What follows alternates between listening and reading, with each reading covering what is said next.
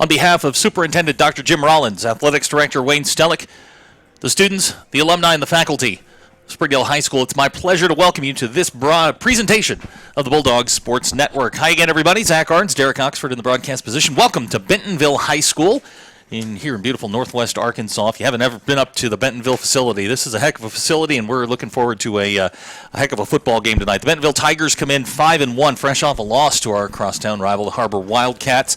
Springdale, 1-5 on the season, still looking for that precious second victory, which will secure a playoff berth for the Bulldogs.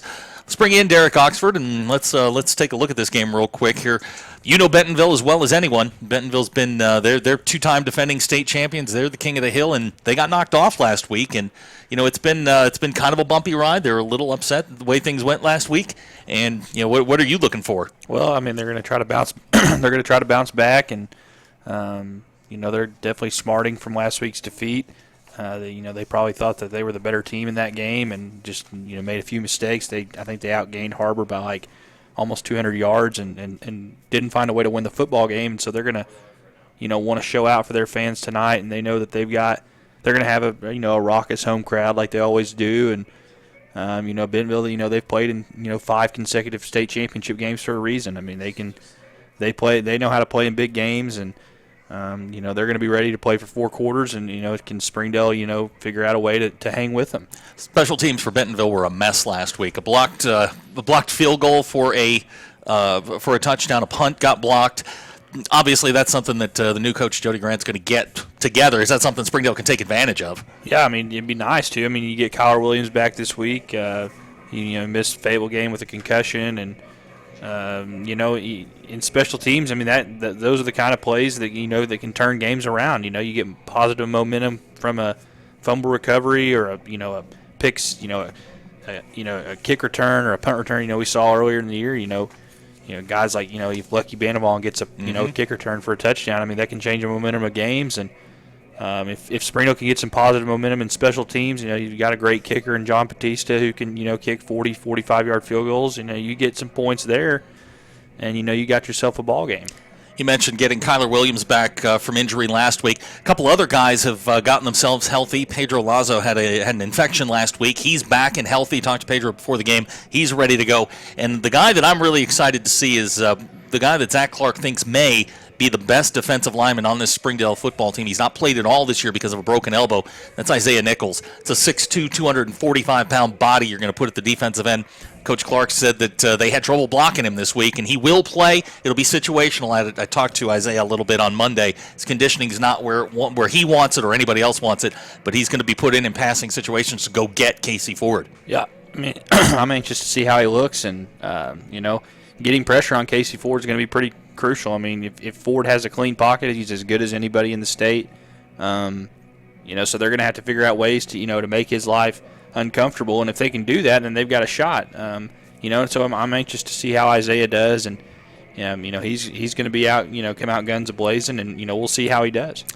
Well, Derek and I will be back after the coach or so. My conversation with head coach Zach Clark coming up. You're watching the Springdale Bulldog pregame show here on the Bulldogs Sports Network. Hello, I'm Michael Flowers. And I'm Joanne Bauer. YouthBridge is proud to partner with Fox 24 News to help stop bullying. We want to stop this problem at its source, Michael, and that is why we asked classrooms throughout the region to produce a 20-second video with an anti-bullying message. Voting will then be open to the public, and the winning classroom will win a $500 gift card presented by YouthBridge. Go to NWA homepage, click on contest, and enter your video on the anti-bullying page. YouthBridge and Fox 24 News thank area schools for their support in bringing anti-bullying awareness to our area. We came to Arvest Bank to see what makes it different.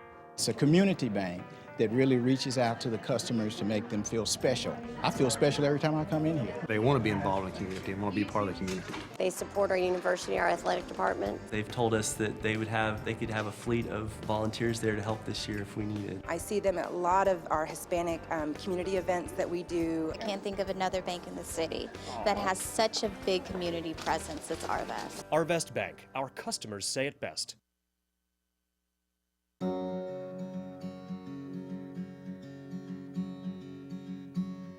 Hometown. That word still means something here. It means we're neighbors. do the right thing. We care about your family. And you deserve the very best every time you walk in the front door. HAR-BER, hometown fresh. Welcome home to Lindsay Living.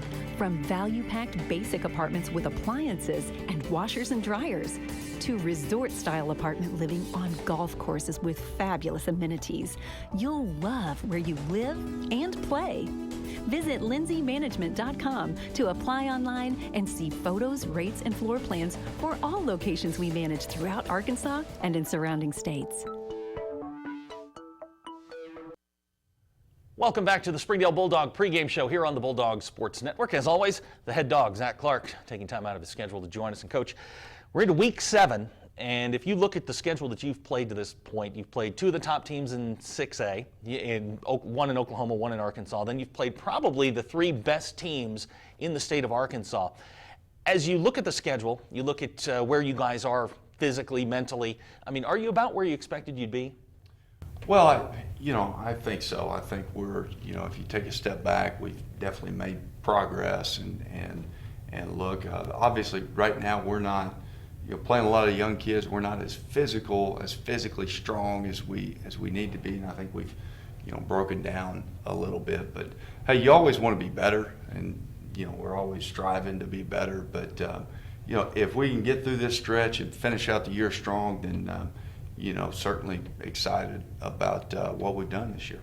Injuries have played a key part in getting some of those young guys in, and what you're seeing is as the injuries accumulate, you've got some young guys that have stepped up. Caleb Breed jumps to mind, Trevor Browning jumps to mind. As you look at these young guys, and obviously you've watched them on film, they're playing better, they're getting experience. How's this going to benefit them? Maybe next year, 3 games down the line next year, year after that. I think anytime you play young kids, there's no substitute for experience, and certainly we've got a lot of guys getting experience. What needs to happen is we need to continue to get better and better. There's some young kids that have played all year that hopefully by week 7, certainly 8, 9, 10, they're not sophomores anymore, if that makes sense. But I think a lot of our young guys are coming on. One of the real consistencies that you've had thus far offensively has been your quarterback, Jack Lindsay. Jack's got one of the highest passer efficiency ratings in the 7A. Touchdown to interception ratio is fantastic. As a matter of fact, he threw an interception last Friday night, and we couldn't remember the last one that he'd thrown. He's obviously thrown to Kyler Williams is easy and something that he likes to do, but you're developing other targets in your passing game. Cam Dickerson, all he does is catch touchdowns. Hunter Necessary had 9 catches on Friday night. When you're working with Jack, are these things that you're working on, hey, here's Kyler, but you've also got options A, B, and C? Certainly, and we've, got to do a better job of spreading the ball around, and Cam really is coming on, proud of his development. But Jack's a guy that just, he understands what we're trying to do on offense. He protects the football. He makes all the checks and the protection checks, and he's playing lights out. He really had, a phenomenal game. I can only remember a couple of 3 balls that wish he had back, but I think he was 18 of 33, and we had 4 or 5 drops. So he certainly pleased with Jack, and if we can just keep coming everywhere else and spread the ball around a little more, get Kyler healthy, we'll be okay. We're into, I guess this will be the 4th conference game of the season, and when you take a step back, you're still very much in the playoff hunt, sitting at 1 and 2 in the conference. That last week obviously is going to be a big week here, but going into this week against Bentonville, and then you've got the Fort Smith schools back to back here, what do you want to see out of your team in these next 2 games, or I guess next 3 games before you get to that final game against Rogers? Well, certainly we have to tackle better, and that's above anything else, and certainly Fayetteville had some tremendous athletes, but I felt like we were around the ball. I felt like we took a step forward on defense. Had a good plan. We're like I said, around the ball, just missed too many tackles, and we cleaned that up. And I'm certainly excited about the progress we can make. We'll have more of our conversation with head coach Zach Clark coming up after the break. You're watching the Springdale Bulldog pregame show on the Bulldog Sports Network. Next one will be a little bit longer.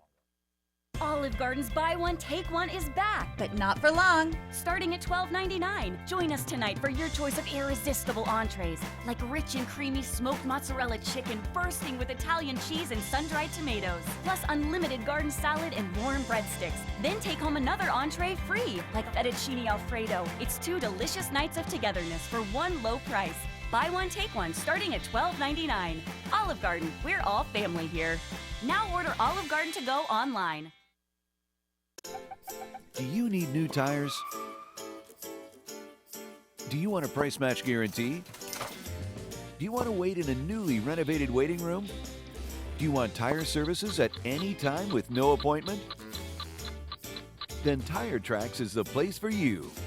With our price match guarantee and the largest inventory of new and used tires in the area, we have tires for every budget. Tire Tracks, Northwest Arkansas's largest independent tire dealer. Hi, I'm Susie Everett with Everett Chevrolet. You've heard me say we have a better way to buy your new Chevy. If you've not been here to find out what that means, I want to invite you to come see us. You'll love the way we do business. And you can shop our great selection of the North American Truck of the Year, the Chevy Silverado, with the best V8 fuel economy of any full-size truck. Family owned, customer friendly, Everett Chevrolet in Springdale, I-49 at Elm Springs Road.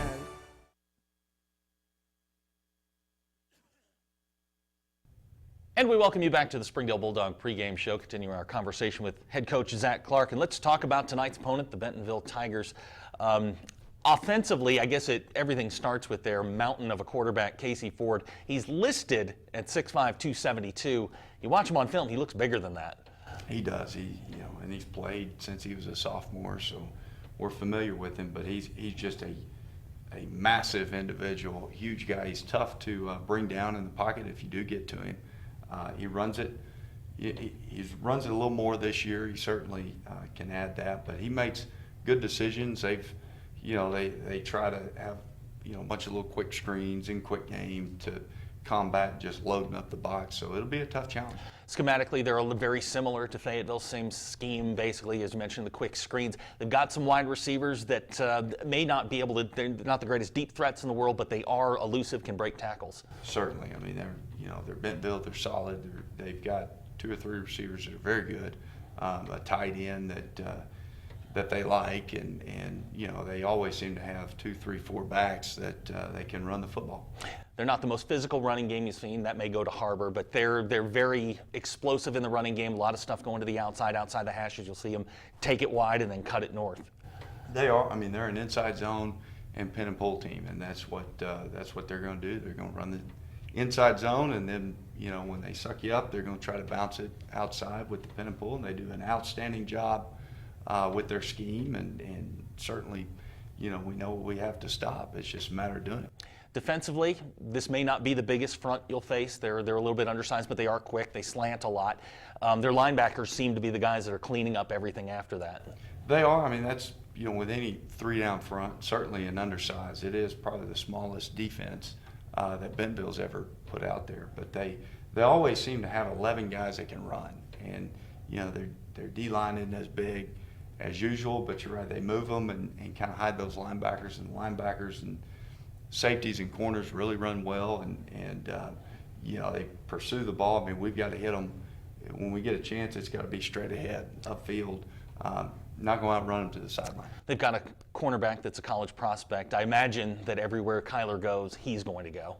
That's going to be, so far he's lined up to the offense's right, and that'll be kind of the cat and mouse. Are they going to, do they respect Kyler enough to move him, the Mahone kid, around with Kyler? Their special teams had a rough week last week. It's an area that you guys are very, very strong. They had an extra field goal blocked that was returned for a touchdown. Is that an area you can exploit? I hope so. I mean, for us, we no doubt have to win the kicking game, and they've got an outstanding kicker, and I know they'll clean it up. I mean, they're usually very good on special teams, so we'll have a tough challenge, and Coach Gill's put another great plan together. Your team's played very well on the road this year. Bentonville lost their first home game in 14 games in the conference. What is it about going on the road, not just to Bentonville, but in general, that makes things so difficult? Well, I think you get out of a routine. more than anything. I mean, you just get out of a routine.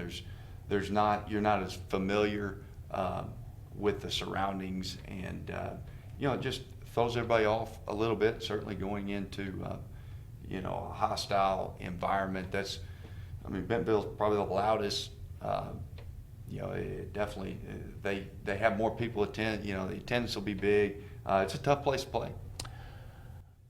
Kickoff's coming up here shortly. You're watching the Springdale Bulldog pregame show here on the Bulldogs Sports Network. The Youth Bridge Bully Buster program is this program that we are pushing through the schools to make increase awareness of bullying in the schools, not just for those who are bullied, but for the bullies. The Youth Bridge Bully Buster program is symbolized in these orange wristbands, and kids can wear them proudly and say that they're going to stand up to bullies, and they're going to seek assistance, they're going to seek help, they're going to talk to parents and their teachers to let them know that either they're being victimized by bullies or their friends are being victimized by bullies. These kids are wanting to go to school to get an education. They want to hang out with their friends, and they want to feel safe when they go to school. And when they're having challenges with their peers, we need to make sure that not only are the kids who are victims of bullying taken care of, but also to try to see what things that the bullies are needing as far as like social skills training or mentoring or any kind of help or understanding as to what's going on with them. Because sometimes it's not that they have an innate meanness to them. And one of the things that we have to do is go in, and sometimes it's a family intervention, and we can meet with the moms and the dads or the guardians or anybody else who's interacting with the kid who is having these challenging behaviors, and just put some things in place and to redirect them in order so they can be successful in the community and in the schools. YouthBridge has clinicians on staff that are experts in working with families that have these types of challenges, from mental health issues to mental illness issues. We have licensed professional counselors, we have mental health paraprofessionals, case managers, drug counselors that can get involved in a child's life to try to improve their situation. And if the family is needing more eyes and ears to be advocates for them, then YouthBridge has the team that can do that. And so with the YouthBridge Bully Buster campaign, we hope to bring awareness and action to bullying in our school systems.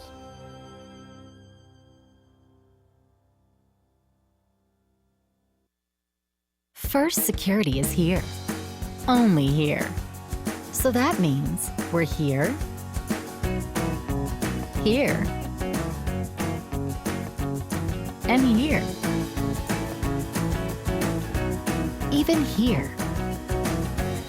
And definitely here. Because here is where we want to be. For you. First Security Bank. Only in Arkansas.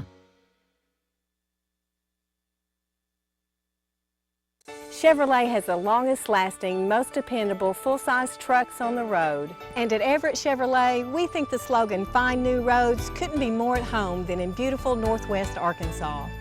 The 2015 Silverado has the most fuel-efficient gas V8 ever, perfect for those long drives in the country. And for those new roads that are hard to find, Silverado's rugged power will pull you through. Family-owned, customer-friendly, Everett Chevrolet in Springdale. The Bulldog Sports Network would like to thank Catering Unlimited and Tire Tracks for donating the audio equipment that makes this broadcast possible. Just about 11 minutes to go here before kickoff here, and Derek and I back in the broadcast position. We had the Bentonville Choir just sing a stirring rendition of the national anthem, and it's it's a big game for both teams. Bentonville looking to get back on track after the loss last week against HAR-BER. Springdale, we've documented over the weeks here that this is a process with Springdale. They're going to have a couple of changes here defensively.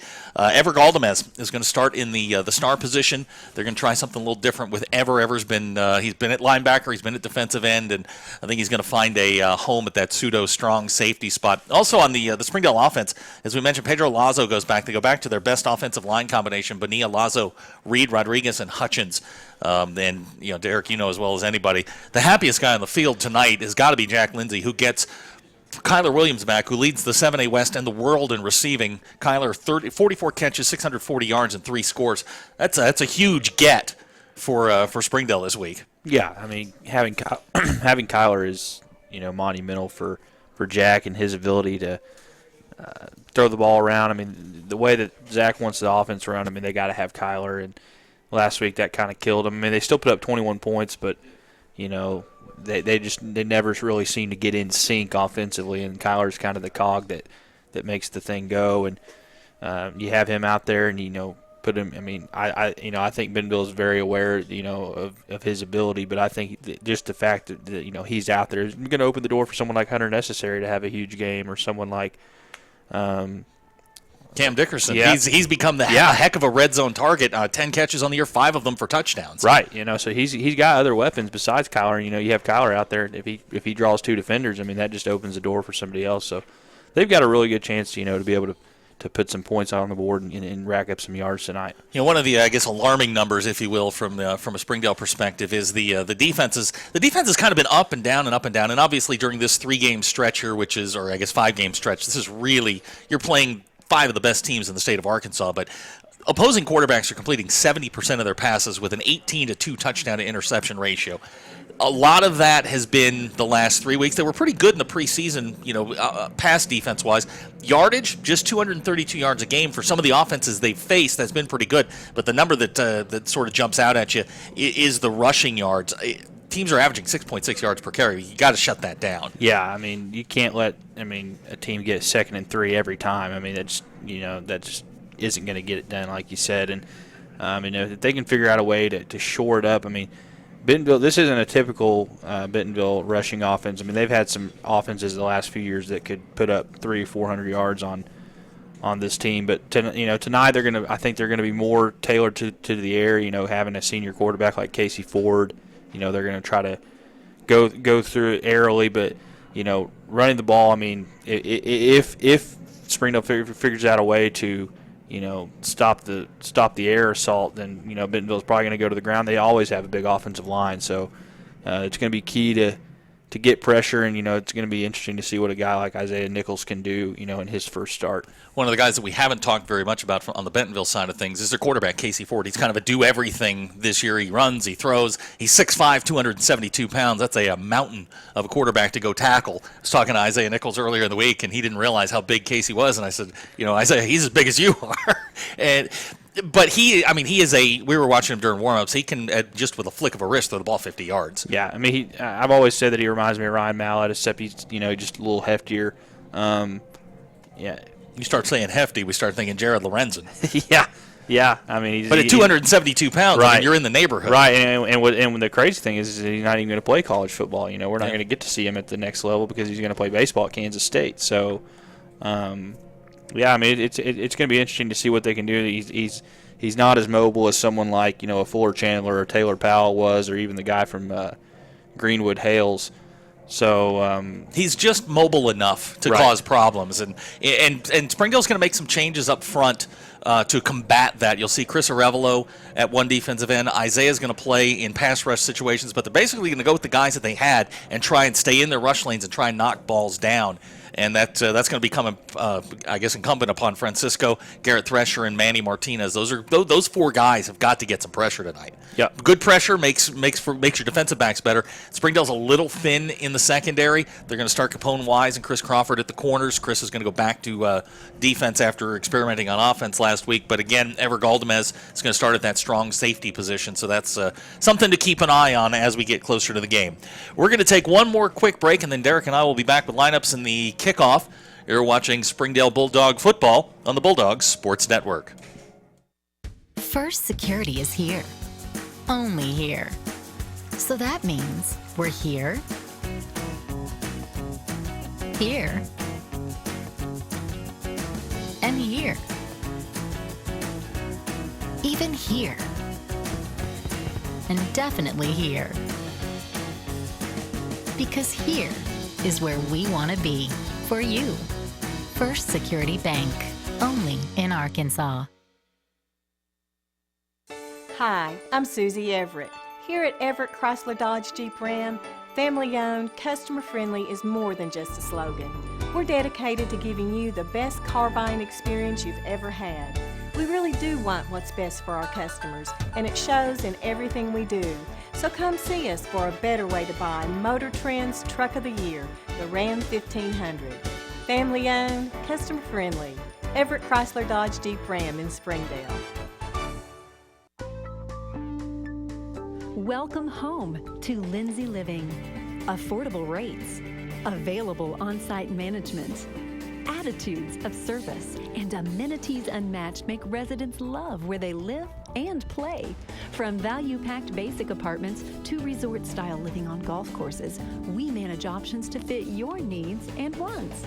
Apply online at lindsaymanagement.com for locations throughout Arkansas and in surrounding states.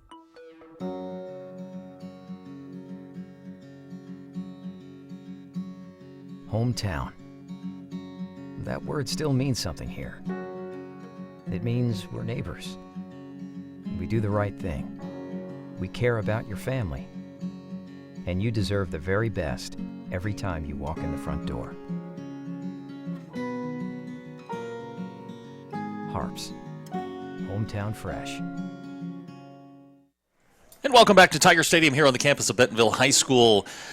Just about ready to start the football game here. We've got 3 minutes and about 50 seconds to go before kickoff here at the Bulldog Sports Network. We'd like to thank Catering Unlimited and Tire Tracks for providing the audio equipment that makes these broadcasts possible. And Derek, we're going to see a couple of lineup changes as far as the Springdale offense goes. We talked about the offensive line, but Kyler Williams will start. Hunter Necessary will start back in his normal receiver spot. We'll see a combination. Trevor Browning is back this week. Nick Parchman, they'll be splitting time with the slot receiver spot. One guy to keep an eye on, and he's been out all year. He was actually the guy that was slated to start in that slot position. It's Cole Malugin. He suffered a knee injury during fall camp. He is in uniform tonight. I'm not sure if we'll see him, but 6'4" target going down the stretch can't hurt. And then we'll see the regular three-man rotation at running back with Lucky Banabong, Eric Mendez, and J.C. Medina. Just one other interesting note, on Monday night, Lucky was experimenting at cornerback for the JV, so I don't know. Springdale's a little banged up in the secondary, so that's just something to keep an eye on. Yeah, I'd like to see Lucky in the secondary, see what he could do. I thought there was a really nice article this morning in the paper about Jaden Minshew. Yep. And, he's going to play a big role tonight on defense. He's that that Ken Hamlin type, and Steve Atwater, just not afraid to knock somebody's head off and stick his nose in there. So, it's going to be interesting to see what this Springdale defense can do to slow down this Bentonville attack led by Casey Ford. Casey is as we detailed earlier, he's very, very big. He's not a Fuller Chandler, as you said, but in talking with some of the Springdale coaches, the key is keep him in the pocket and push the pocket backwards into his face. According to some, if you get pressure on him, get around his legs, he's not as comfortable as he is just standing back there with nobody in his face. So we're about 2 minutes out here. We're waiting for both teams to enter the field here. And Derek, any last thoughts before we get going here? Well, I mean, Tiger Stadium, it's a hostile environment. A lot of teams have trouble winning here. Springdale's probably hasn't won here in 8 years. Yeah. 2006 was the last time Springdale pulled off a victory here at Bentonville. Right, and so it's a tough place to play, and Springdale's going to have they're going to get the ball to start the game. We're going to get to see what Jack Lindsay and the offense can do, and if they can start fast. I mean, the times that Springdale's had success this year is when they've gotten off to a good start and have avoided adversity early. So if they can avoid that and get a good drive to start out, they should be okay. Just a couple of quick housekeeping notes. Did you see who won the flip? I was talking and did not see. Yeah, Springdale won it. Springdale won it, and they elected to receive. Right. All right. Hey, we'll take that. A couple of other games we're going to keep an eye on around the conference. I'm going to get your opinion on one in particular. And I know I'm probably going to get this backwards, but the Rogers schools are down in Fort Smith tonight. Yep. Rogers is Fort Smith Southside's at Rogers, and that would put Rogers at Northside. Right. Yeah. So, Rogers at Northside and then Southside and Heritage. So, those two games will probably be won by the Fort Smith schools, and then you have the monumental game over in. I was going to ask if you had an opinion on that one. Over Wildcat Stadium. I think the alma mater will take this one. I think it's going to be. I think Fayetteville will handle it by about 2 touchdowns at least, if not more. I think they're just going to have a little too much firepower for HAR-BER. HAR-BER's going to put up a fight. There's no doubt, but. I think Fayetteville will take care of business. I was on a radio show this morning, and they asked me about the HAR-BER Bentonville or the HAR-BER Fayetteville game, and and I guess maybe the thing that struck me earlier this week was when I saw that HAR-BER was 1-point favorite, and I'm certainly not a coach, I'm not a player, but one of the things you don't do is poke the bear. If you're trying to spring an upset, you don't poke the bear. So we'll have to see how Fayetteville responds. We'll keep you up to date on all those games. We are just about ready for kickoff here, waiting for Springdale and Bentonville to I guess, enter the field here. To our left is the field house where Bentonville is. The garage door is not open yet, so it's at least going to be a minute or two before we see them. And then we'll wait for Springdale to come in. We're going to take a quick break. We'll be back with the opening kickoff coming up. You're watching Springdale Bulldog football on the Bulldogs Sports Network. Hi, I'm Susie Everett. Here at Everett Chrysler Dodge Jeep Ram, family-owned, customer-friendly is more than just a slogan. We're dedicated to giving you the best car buying experience you've ever had. We really do want what's best for our customers, and it shows in everything we do. So come see us for a better way to buy Motor Trend's Truck of the Year, the Ram 1500. Family-owned, customer-friendly. Everett Chrysler Dodge Jeep Ram in Springdale. Welcome home to Lindsay Living. Affordable rates, available on-site management, attitudes of service, and amenities unmatched make residents love where they live and play. From value-packed basic apartments to resort-style living on golf courses, we manage options to fit your needs and wants. Apply online at lindsaymanagement.com for locations throughout Arkansas and in surrounding states.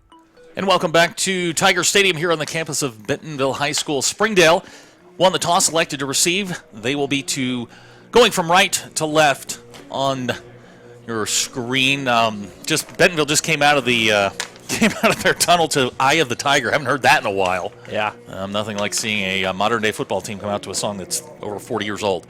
So, back deep for the Bulldogs, Trevor Browning.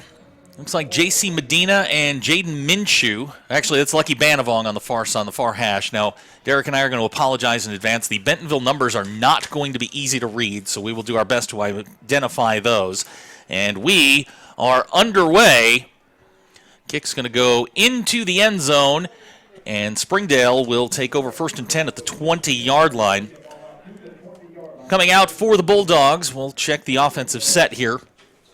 Jack Lindsay will be at the quarterback spot. Looks like Dylan Bible's going to start at tight end tonight. Kyler Williams obviously will be at his normal position. We'll see Hunter Necessary and either Trevor Browning or Nick Parchman. So here come the Bulldogs. 1st and 10, ball's on the 20-yard line.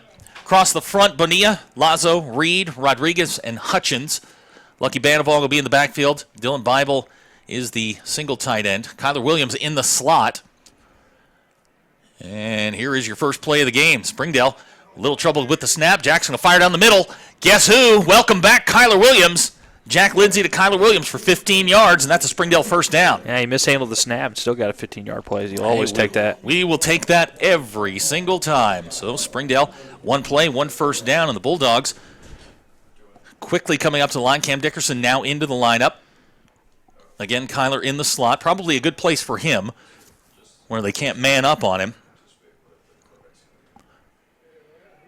Here comes the running game. It's Lucky Banavong. He'll take a little jump step and maybe get 2 out of that. Bring up a 2nd and long for the Bulldogs. Yeah, he kind of just darted in the back instead of going forward at first. You know, he can't dance around back there. Well, looks like they're going to give him about 3 on the play, so not an unsuccessful run. So we'll take that, and we'll see where the Bulldogs go here again.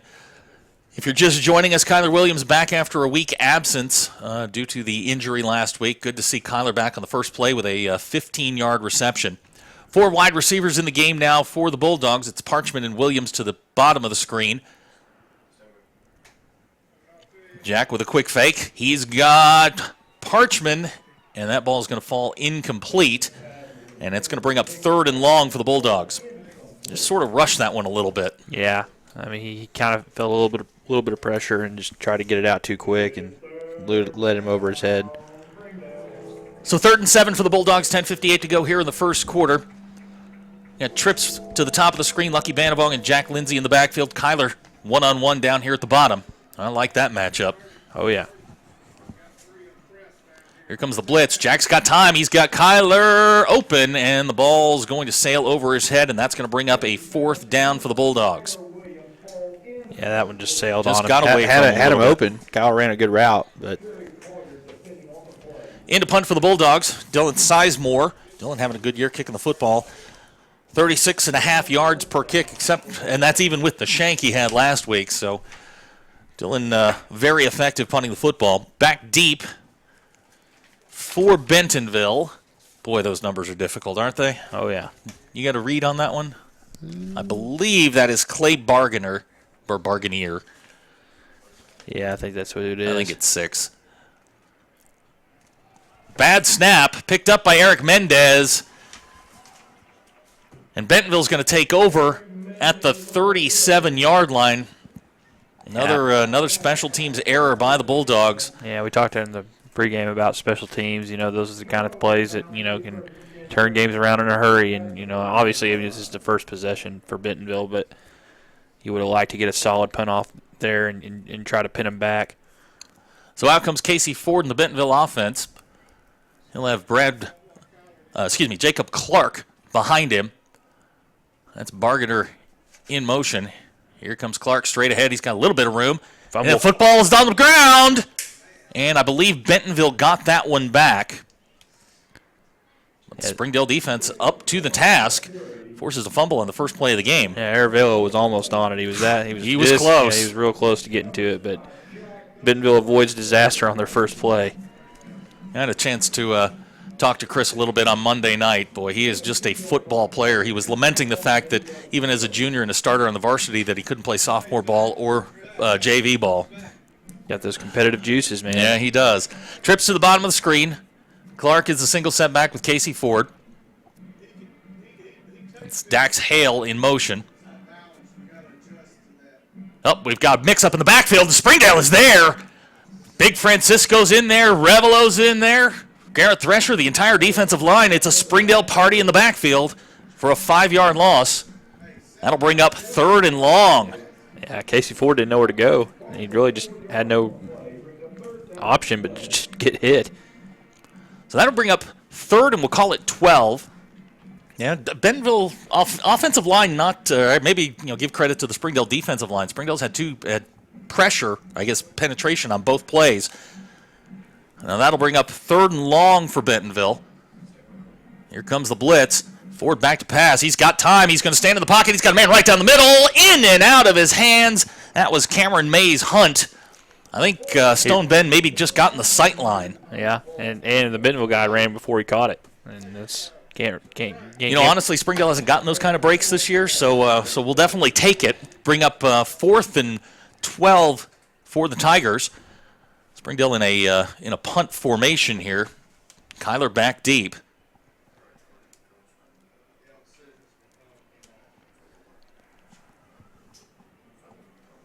So maybe we'll get a little rugby punt. And that ball's going to take a sideways bounce and go out of bounds at about the 7. So it'll be 1st and 10 for the Bulldogs at the 7-yard line, 33-yard kick. And, all things considered, Springdale's not in bad shape. Yeah, I mean, definitely after you fumble on the punt, and then you get it basically, you get a 3 and out. I mean, that's huge. So, you got to feel really good about this first possession. Looks like HAR-BER already took a 7-0 lead. They did. I did not see the play, but yeah, we've got that game on here in the booth, and it is. Hopefully they'll change the scoreboard. But 9:15 to go here in the first quarter. Jack with the pump fake, going to fire down the middle, in and out of the hands of Kyler Williams. He was there. Jack, under a little bit of pressure, stood in and delivered the ball to Kyler, just a little high and wide. Jack coming out of the gates a little slowly here, 1 out of 4.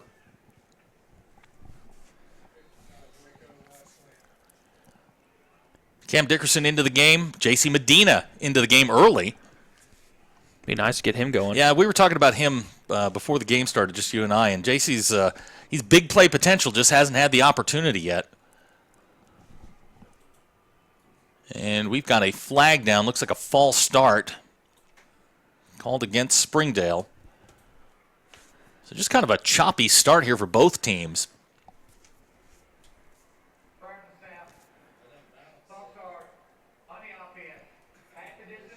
So they'll mark that one back to about we'll call it the 3.5-yard line.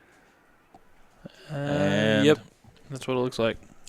So a 4-yard penalty will take it back to the 3-yard line. Springdale backed up in the shadow of their own goal line.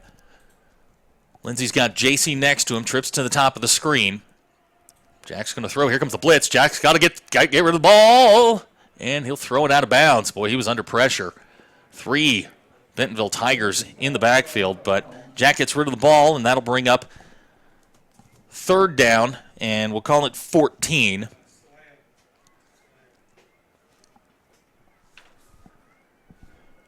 Looks like the same personnel is going to stay on the field. Maybe looks like Trevor Browning's going to come in for Cam Dickerson. There looks like they'll go 4 wide. Parchman necessary and Browning to the top of the screen. Kyler Williams to the bottom. J.C. Medina is the lone setback. Here comes the blitz. And they're going to get well, we're going to hope it's an offsides call. I believe they got the nose guard and the linebacker to jump. We'll wait for the referee's call. Yes, it is a penalty against Bentonville, so that'll shorten things up a little bit for the Bulldogs. We'll make it a 3rd and 9. You know, the play we haven't seen in a while out of Springdale is the draw that they ran so successfully against Alma. Yeah, that did work real well that night. Lucky Banavong's checked in at the running back spot.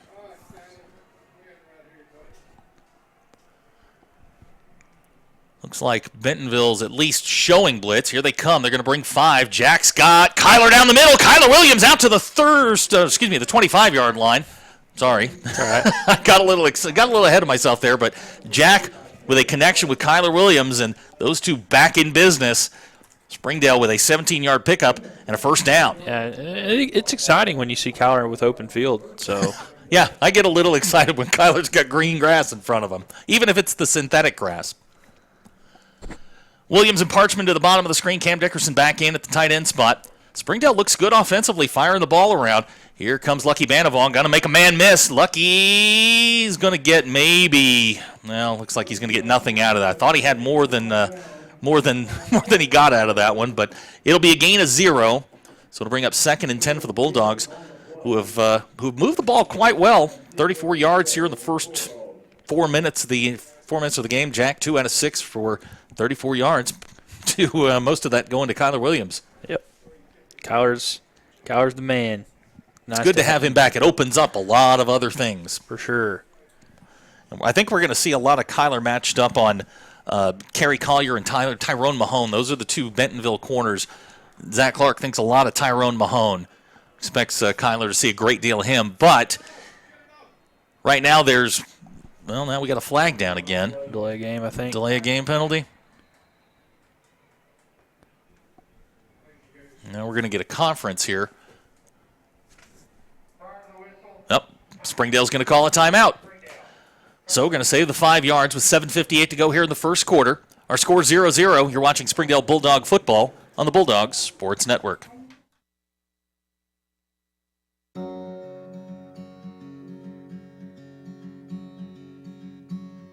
Hometown. That word still means something here.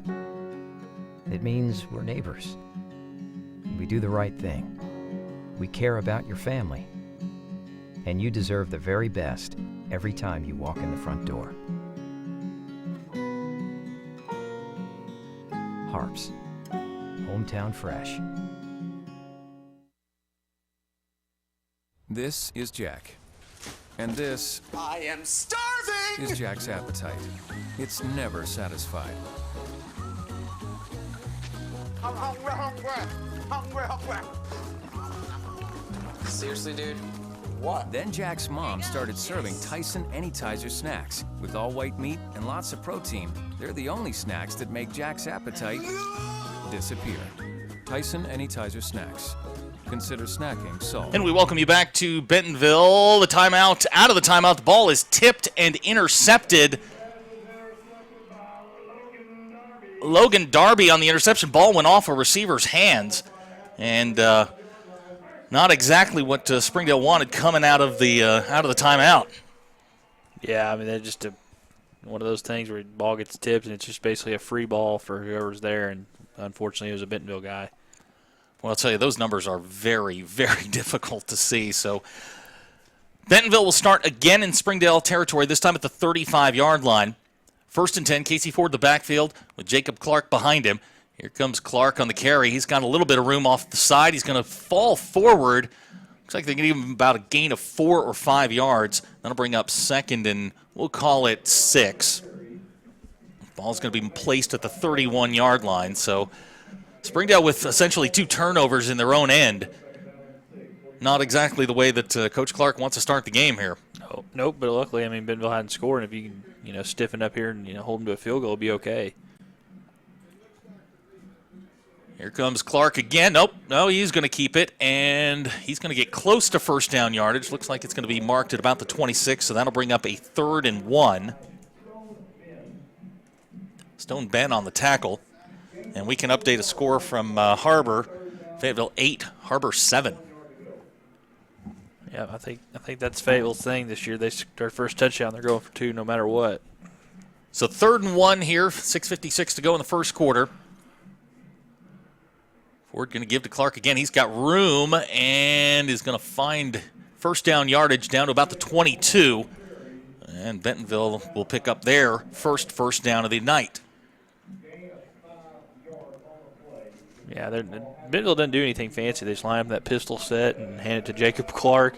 Occasionally they might mix in a... That's right now it's working just fine. Double tights to the top of the screen, 2 wide receivers to the bottom. And they're going to take it and hand it to Clark again. He's got room off the left side, and he's going to get about 9 yards. That's very close to another Bentonville first down. Well, this looks little bit more like what we expected out of the Bentonville offense. Right. I mean, they're just going to line up and run it with Clark. I mean, he's been their workhorse last year, and he is again this year. So Jacob Clark right now, 5 carries, 23 yards here in the first quarter.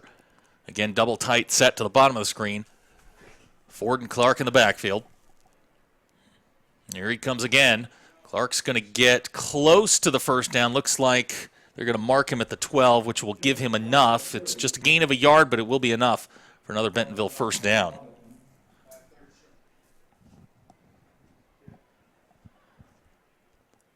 Oh no, they're gonna mark it back at the 13. So Springdale defense stiffens. Yeah, it'd be nice to push him back here. And a little bit of penetration there by the defensive line. Make Jody Grant kick a field goal. And just as we say that, they give him the first down. Maybe we should wait for the referees to make their calls. But nah. The 1st and 10 for the Tigers. Ball's going to be placed at the 12-yard line. I saw the referee down here at the bottom of the screen. He flashed first down. The one at the top was marking the ball. I thought they'd all come to a consensus, but regardless, 1st and 10 for the Tigers. Ford's going to give to Clark again. He's met. Dylan Sizemore among the Springdale defense. Arevalo in there to start him as well. They call him the Rev. I don't know if that's a Friday Night Lights thing or what, but they call him the Rev. Or remember the Titans? Yes, there you go. No gain on the play. Arevalo and Dylan Sizemore making the stop. So just under 5 minutes to go here, first quarter. Springdale 0, Bentonville 0. Bentonville taking their time here in the huddle. A little different than what we saw last week where Fayetteville was going at hyper speed. We got a guy uncovered here in the slot. Here comes the blitz. Ford's going to throw. He's got a man down the middle, incomplete. And I'll tell you, Casey Ford just a little bit off. Yeah, he is. Just a little bit off. Yeah, I've noticed that. I mean, the first pass on the first drive, I mean, the guy just flat out dropped it. But that might have messed with him a little bit too. He had a touchdown and gets dropped. And so now he's kind of, thinking a little too much. And, hey, works for Springdale. So, we haven't gotten a lot of those breaks. So, missing a couple of open guys does help. So 3rd and 10 for Bentonville, 4:39 to go, first quarter, 0-0 our score. Springdale shows blitz.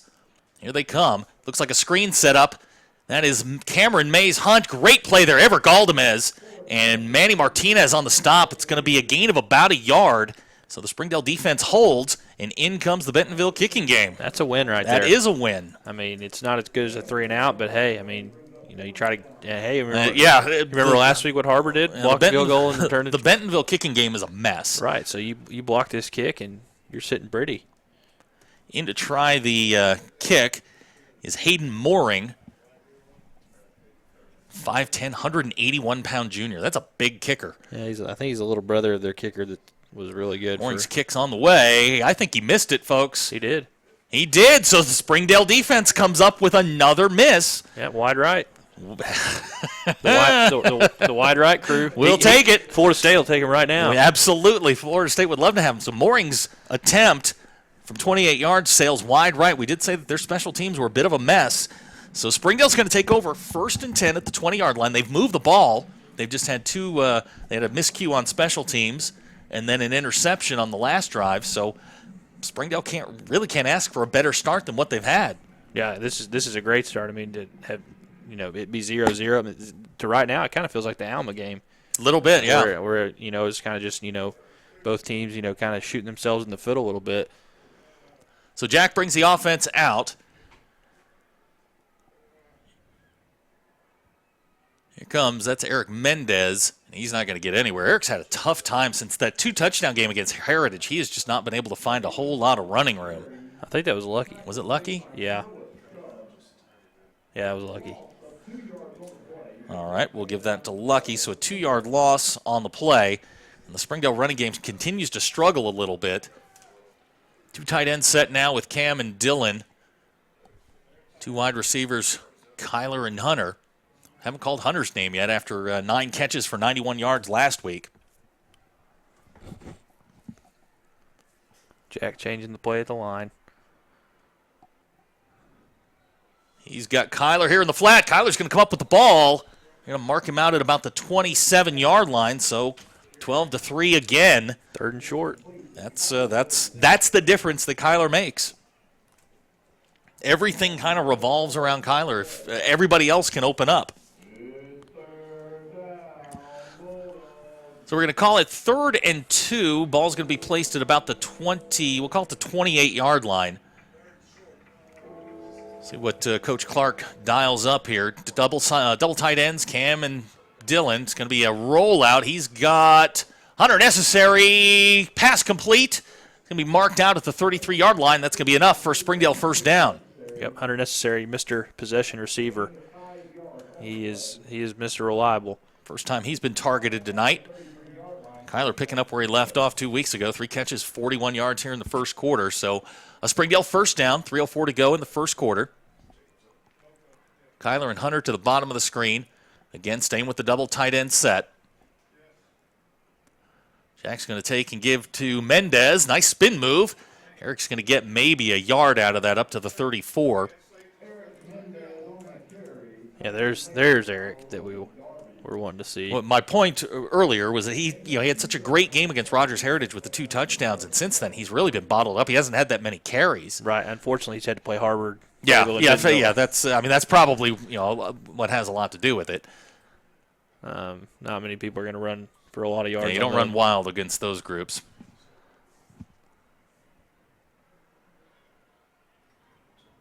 So we got 2 wide receivers to the bottom of the screen. Jack in the pistol again. He's going to throw.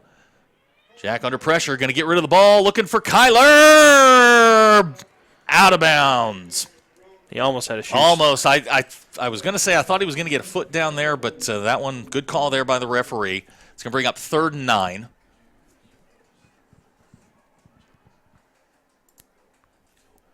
Lugan hasn't played yet, has he? No, and in talking with Coach Clark earlier before the game, he probably won't. But going forward, having a 6'4" slot receiver is going to make a huge difference for the Bulldogs. Oh yeah.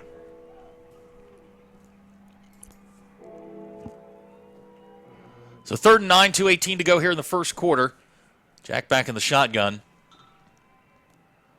Going to fake. He's got a little bit of pressure. JC not paying attention. He's going to go deep. He's got Hunter necessary, and we're going to get a pass interference call. Yep. Good call too. So we will take the penalty call. Hunter with a step on the defensive back thought he was going to get to that one.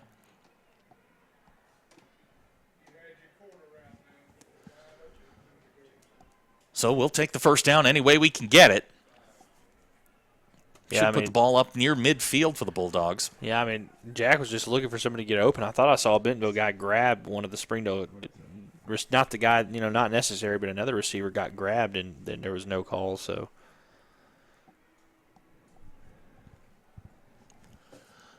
Springdale will get a first down on the interference penalty. They're going to put the ball at the 44-yard line. So 1st and 10 for the Bulldogs. Gets them out of the shadow of their own goal line. Jack not exactly off to his razor-sharp start that we're used to, 4 out of 10 for 47 yards, and the 1 interception. But he's hit Kyler a couple of times and made some nice plays. And the pass interference is as good as a big play. Hey, yeah. You take first downs any way you can get Absolutely. Them. First downs are first downs. So with 2:09 to go here in the first quarter, Springdale has the ball out at the 44-yard line. Jack in the backfield, and I believe that is Eric Mendez behind him. Jack going to throw. Good protection. Got Hunter down the middle. Ball is tipped and intercepted again. Logan Darby, his 2nd interception of the night on a tipped ball. Yeah, I mean, that just it's almost not fair for Jack. I mean, he's throwing the ball in the spaces he needs to, and then just, balls are flopping up into the air, and Bentonville guys are just running under him. It's, 2 interceptions. He thrown 2 all year? Yeah, two all year. And so now he's got 4. I mean, and it's really unfortunate. I mean, it's kind of, it's not like he threw bad balls. So Bentonville will take over 1st and 10 at the 43-yard line. Ford and Jacob Clark in the backfield. Ford going to fake it, and he has got receiver on the far side. Boy, those numbers are just terrible to try and read. It's going to be close to first down yardage. Nick Gibson. That'd be 12, Nick Gibson. I think we're going to get a first down on that. Ball's going to be placed at the 47 of Springdale. 10-yard pickup, and Bentonville going to pick up the pace a little bit. HAR-BER scored. They're up 14-8 now. Ford with the fake again. This time he's got his receiver Cameron Mays Hunt on that slant pass, and now Bentonville picking up the pace even more. Got Springdale on their heels a little bit. Yeah, I didn't think Bentonville had a tempo package, but I guess they do. I mean, I guess all teams do nowadays.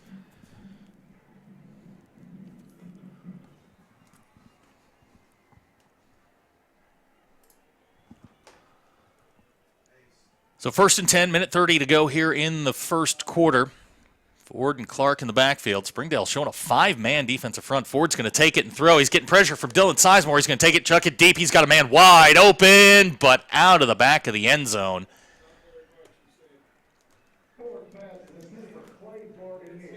If the end zone had been 10 yards. If this was Canada, you've got a shot. But Barganier ran. Arena football. Yeah, he ran back through the end zone. Ball was 7-8 yards out of the back of the end zone, and that'll bring up 2nd and 10 for Bentonville.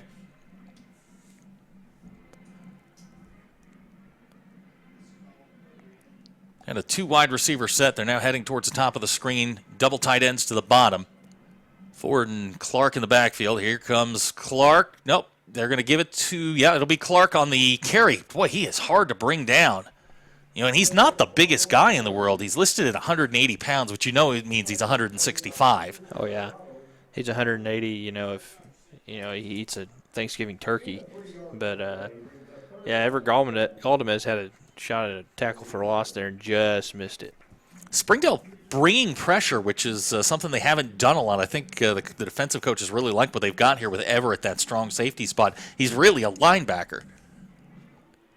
So 3rd and 7. As we're under a minute to go here in the first quarter.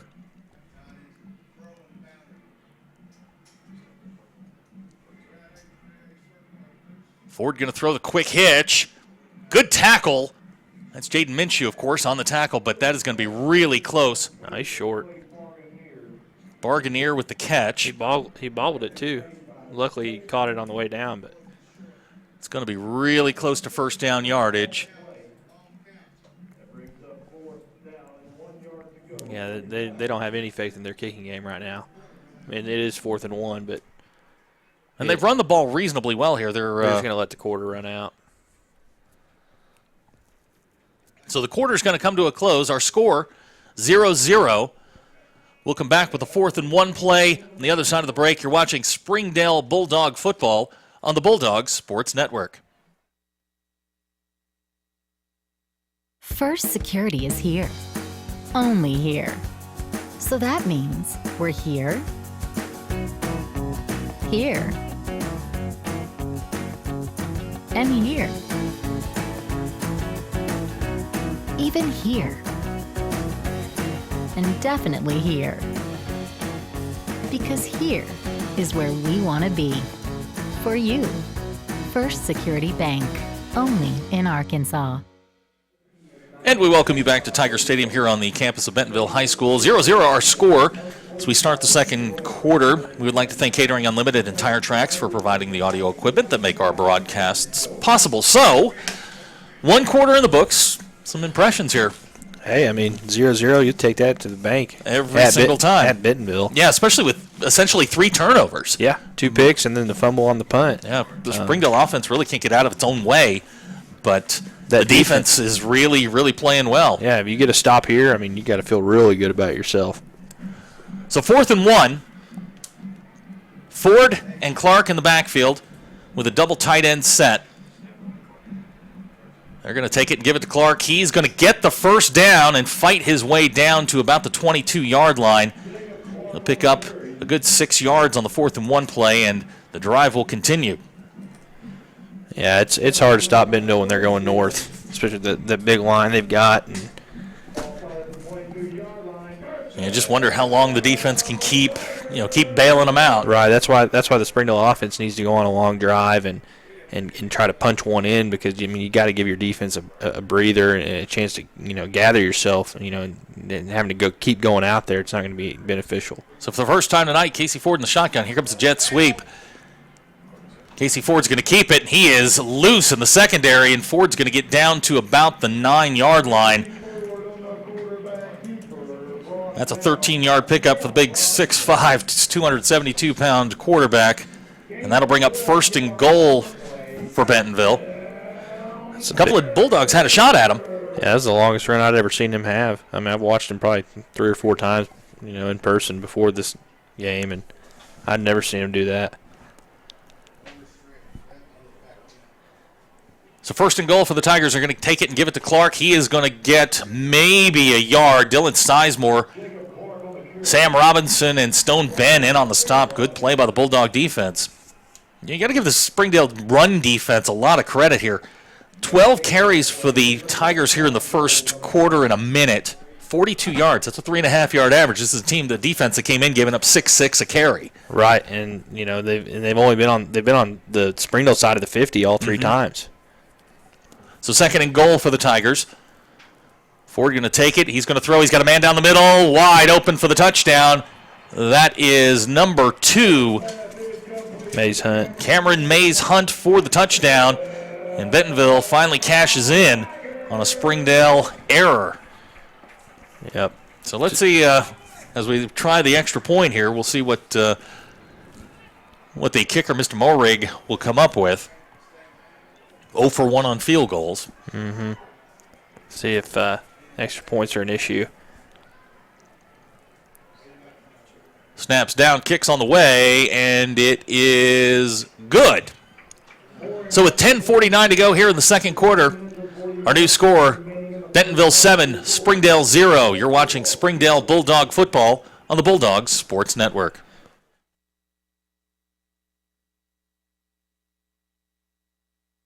First Security is here. Only here. So that means we're here, here, and here. Even here. And definitely here. Because here is where we want to be. For you. First Security Bank. Only in Arkansas. We came to Arvest Bank to see what makes it different. It's a community bank that really reaches out to the customers to make them feel special. I feel special every time I come in here. They want to be involved in the community and want to be part of the community. They support our university, our athletic department. They've told us that they could have a fleet of volunteers there to help this year if we need it. I see them at a lot of our Hispanic community events that we do. I can't think of another bank in the city that has such a big community presence. It's Arvest. Arvest Bank. Our customers say it best. And we welcome you back to Tiger Stadium here at Bentonville. The kickoff from Morag is a touchback, and Springdale will take over at the 20-yard line. 1st and 10. 10:49 to go here in the second quarter. 7-0 our score. Cameron Mays-Hunt with a 9-yard touchdown reception from Casey Ford on the last drive. Bentonville finally cashing in on what amounts to 3 turnovers by the Springdale offense. So Springdale will come out, really moved the ball pretty well up until that last drive. It outgained Bentonville. But Jack Lindsay will bring him out. Cam Dickerson and Dylan Bible, the dual tight ends. Looks like Lucky Banavong's back in the game at the running back spot. And here comes Lucky, and he is going to be swallowed up at the 16-yard line. Springdale run game just not going anywhere tonight. Yeah, I mean, I think they're just going to almost have to abandon it. I mean, they've just got to figure out a way to move the ball through the air, and, you've got enough receivers that have had success tonight. Kyler's had a couple of nice grabs. Hunter had that nice first down grab. If you can try to get Cam or Dylan involved, I don't know if they're going to be able to get anything going on the ground. So 4 wide receiver set now in for Springdale. Kyler isolated at the top of the screen. Jack back to throw. Got good protection. He's going to take it, throw it long for Kyler Williams, and that is going to fall incomplete. That will bring up 3rd and long for the Bulldogs, 3rd and 14. This is not where the Bulldogs wanted to be. Yeah, 3rd and longs are not good, especially when you're, really behind the chains in the short, shadow of your own goalpost. On a positive note, Bulldogs 2 out of 3 on 3rd down conversions. Yep. Just try to get one here. Need one. Look for 3, look for 6, look for 7, look for the open guy. Jack's going to throw. He has got Kyler down the middle. Kyler Williams is loose. Here we go. Kyler Williams still going. And Kyler is going to get out to the 35-yard line. So Kyler with the 3rd down conversion, and the Bulldogs get themselves out of trouble. Man. Boy, he is a difference maker, isn't he? Yeah, he really should have got a lot more yards on that play. I think he kind of took a bad angle after he caught it. If he'd stayed going a different way, I think he would have picked up at least 20 more yards. Kyler now 4 catches, 60 yards, another 4 wide receiver set. Jack going to throw again. Got Kyler just off his hands. I don't know if Kyler knew exactly where that one was going. Yeah, and if he'd held on to that, the Bentonville guy had fallen out of bounds, yeah. He would have Kyler would still be running. Yeah, he'd walked in. So it'll bring up 2nd and 10. Jack off to kind of a sluggish start by Jack Lindsay standards. 5 out of 14 for 66 yards and 2 interceptions. Yeah, this is probably his worst night statistically, but really, I mean, that's because 2 balls have gone off people's hands and into Bentonville hands. Same formation, trips to the top of the screen. Kyler one-on-one down here on Mahone. Lucky Banavong in the backfield.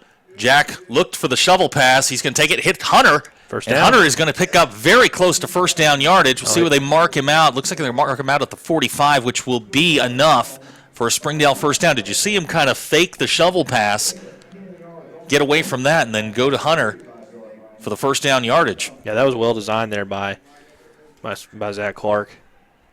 And it looks like they are going to give him the 1st down. Yep, just haven't made it. So Springdale moving the football again. Yep. Get on the Bentonville side of the 50 and let's see what happens. Yep. See if they can. Clock right now stopped with 9:37 to go here in the second quarter.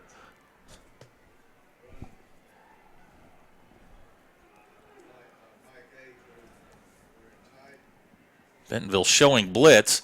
Jack's going to throw again. He's got a man wide open in the flat. Lucky just drops the football. Boy, he had room in front of him. Yep. Just fought it. That would have been another first, and it was a great play call with the blitz. Yep, Jack read it right, hit the right guy. Lucky just couldn't hold on to the football. Bring up 2nd and 10 for the Bulldogs. Boy, you'd like to see maybe 3 or 4 yards on 1st down and make that 2nd down a little bit shorter. The Bulldogs consistently behind the chains tonight. Browning and Necessary to the bottom of the screen. Williams and Parchman to the top. Got Eric in there.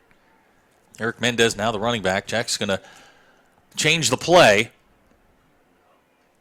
They're going to give it to Eric Mendez. He's got a little bit of room. Eric breaks one tackle, and then he is met by basically the entire Bentonville defense. That's going to bring up another 3rd and long for the Bulldogs.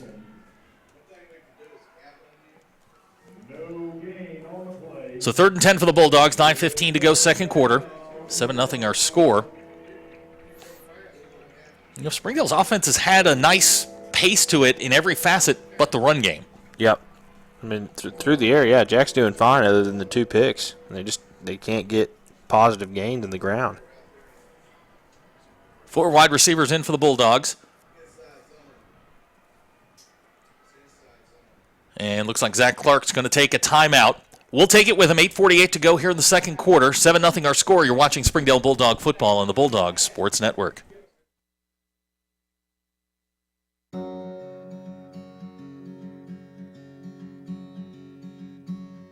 Hometown.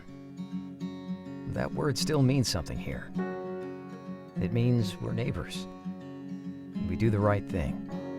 We care about your family. And you deserve the very best every time you walk in the front door. HAR-BER. Hometown fresh. And we welcome you back to Tiger Stadium here on the campus of Bentonville High School. 7-0 our score, 8:48 to go in the second quarter. We can update the score from HAR-BER. Wildcats leading Fayetteville 14-8. Maybe the boys at Hootens knew something we didn't, huh? I guess Hootens is Vegas. But no FanDuel. No FanDuel or DraftKings. So 3rd and 10 for the Bulldogs. Again, 8:48 to go here in the second quarter. Bulldogs 3 out of 4 on 3rd downs here in the first half. 4 wide receivers. Kyler Williams to the top of the screen outside the numbers.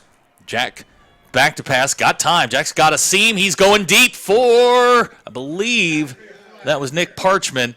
Ball's going to fall incomplete. The Springdale coach is wanting an interference call, face guarding, but the ref not buying it, and that's going to bring up 4th down for the Bulldogs. You're not going to get those calls at Bentonville, unfortunately. No, you're not. So that'll bring in Dylan Sizemore to punt. Dylan's had been on the field once to punt. It was a bad snap, which hit Eric Mendez in the thigh. So the Springdale special teams looking to get it together here with 8:41 to go here in the second quarter. 7-0 our score. This time a good snap back to Dylan. He gets the kickoff, and it is a knuckleball taken at the 21-yard line by Barganier, and that is where Bentonville will take over. By far their worst starting field position of the night. Oh yeah, every other drive has started on the Springdale side of the 50, so they're going to have to earn it this time if they want to score. So Casey Ford will bring out the Bentonville offense.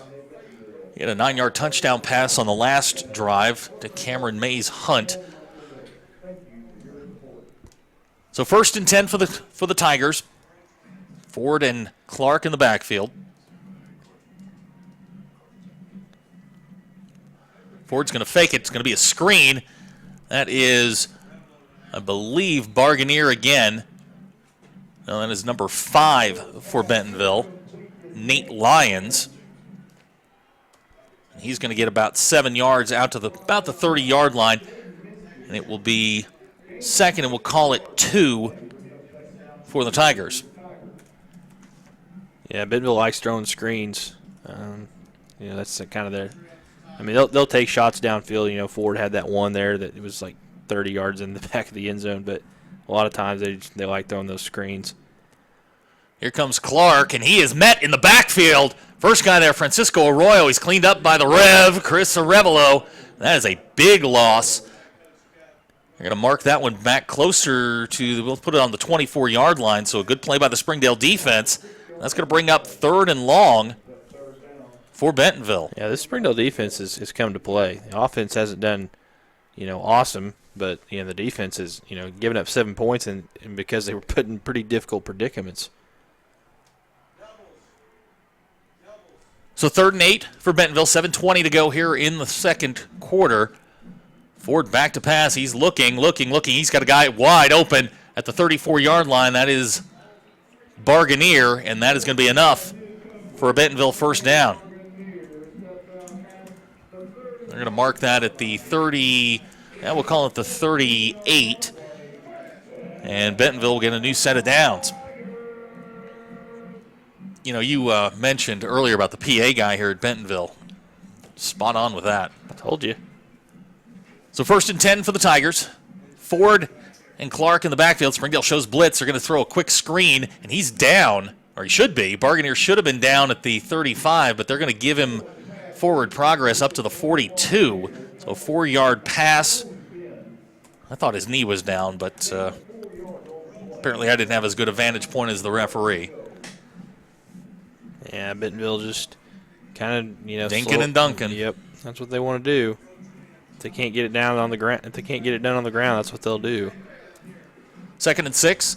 Here comes Clark, straight up the middle. Clark's going to get a few yards up to about the 46, 47-yard line. It's going to set up a 3rd and short for Bentonville.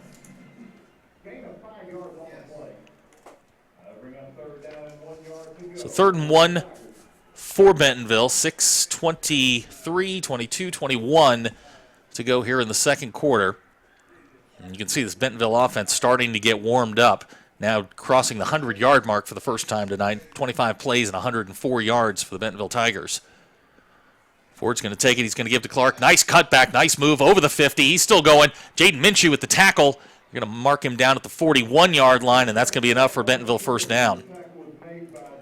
Man, I love watching Jaden Minshew finish tackles. He's going to be a good one by the time his career is over. Yeah, he was talking in the paper today about putting on some weight. And, if he does that next year, he'll be a battering ram back there. I had no idea that he was C.J. McClain's son. I didn't either until I read that. That was news to me. McClain was a solid DN on that Houston Nuts first team that shared a West title. So 1st and 10 for the Tigers. 5:45 to go. Second quarter. Ford's going to fake and throw. He's got, it looks like Hunt again. And he's going to get down to the 29-yard line. That's going to be enough for a Bentonville first down. Yeah, he's their weapon in the pass game. He's their guy that can kind of be a game breaker and make guys miss. He's kind of their Kyler, I guess you would say. Good news for the 7A West. He's just a sophomore. Yeah, but the interesting thing is he going to stay at Bentonville or will he go to? That's a good point. Bentonville West? I'm spitballing here, but he'll probably stay. Coaching staff probably hopes so. Oh, I'm pretty sure that they've already had that discussion.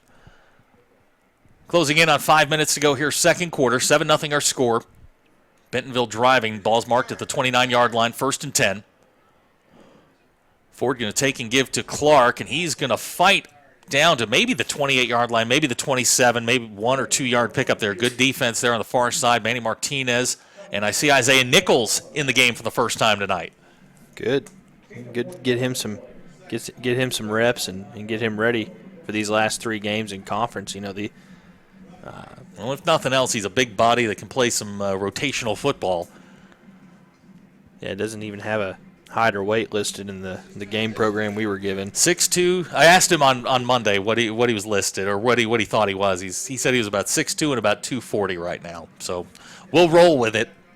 We're going to get a timeout here. Looks like we've got an injury. Okay, just an injury timeout. I saw the team heading over to the sidelines. Thought they'd call the timeout, but we'll get a change here on the Bentonville offensive line. 4:42 to go, second quarter, 7-0 our score. 2nd and 8 for the Tigers. Ball's at the 27-yard line.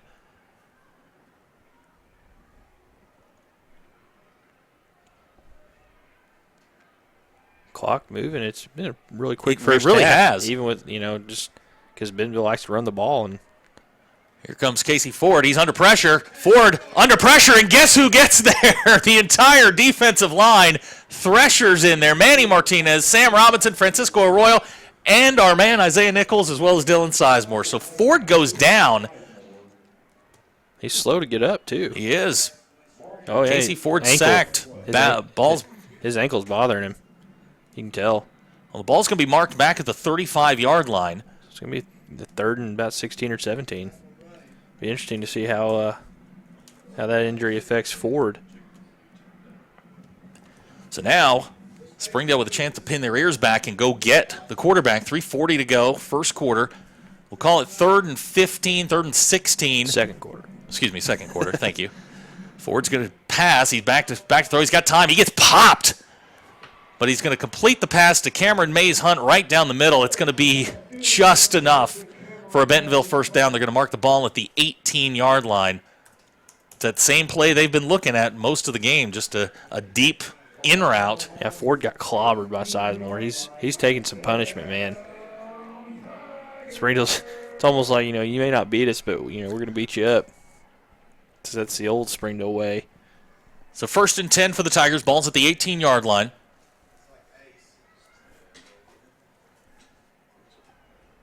Here comes Clark on the carry. He's going to get a couple. Looks like he'll get about 4 down to the 14. Clark now 15 carries for 50 yards here in the first half. Springdale's run defense giving up 2.8 per play. So 2nd and 6 for the Tigers. 2:45 to go, first half. There's that man, Cameron Mays Hunt, to the top of the screen in the slot. Dual tight ends to the bottom. Clark's the setback. They're going to take it and give it to him. He's going to rumble his way down to the 5 and into the end zone for the touchdown. 14-yard touchdown run for Jacob Clark, and Bentonville stretches their lead to 13-0.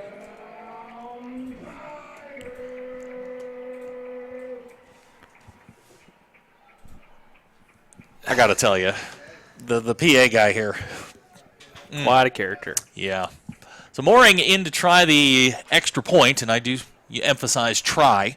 2:29 to go here in the second quarter. Springdale's defense had a couple of chances there to get off the field, just couldn't stop them on 3rd down. Mooring's kick's on the way, and I think he missed it. Nope, just snuck it inside the post. So with 2:29 to go here in the second quarter, our new score, Bentonville 14, Springdale nothing. You're watching Springdale Bulldog football on the Bulldog Sports Network. Hi, I'm Susie Everett. Here at Everett Chrysler Dodge Jeep Ram, family-owned, customer-friendly is more than just a slogan. We're dedicated to giving you the best car buying experience you've ever had. We really do want what's best for our customers, and it shows in everything we do. So come see us for a better way to buy Motor Trend's Truck of the Year, the Ram 1500. Family-owned, customer-friendly. Everett Chrysler Dodge Jeep Ram in Springdale. And we welcome you back to Bentonville, Arkansas.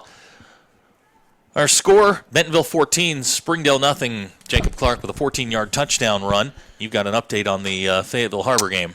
Fayetteville is now ahead 15-14. I think they just picked HAR-BER off, so things looking good for the Purple Dogs near half. Back deep for the Bulldog, Lucky Banavong, Trevor Browning, and Jaden Minshew. Mooring's kick is a knuckleball that's going to bounce at the 3 and go into the end zone for a touchback, and that the Bulldogs will take over at the 20-yard line. 2:29 to go here in the first half. And all in all, you're facing one of the top teams in the state of Arkansas. You're down 14, and you've had opportunities to not only get your defense off the field, but you've had an opportunity to move the football. You just keep turning it over.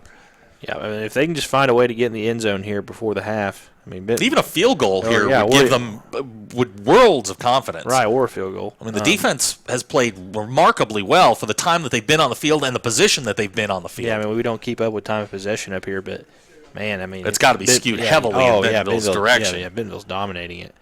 So here comes Lucky off the left side. Lucky's going to cut up and get a pretty productive run up to about the 25-yard line.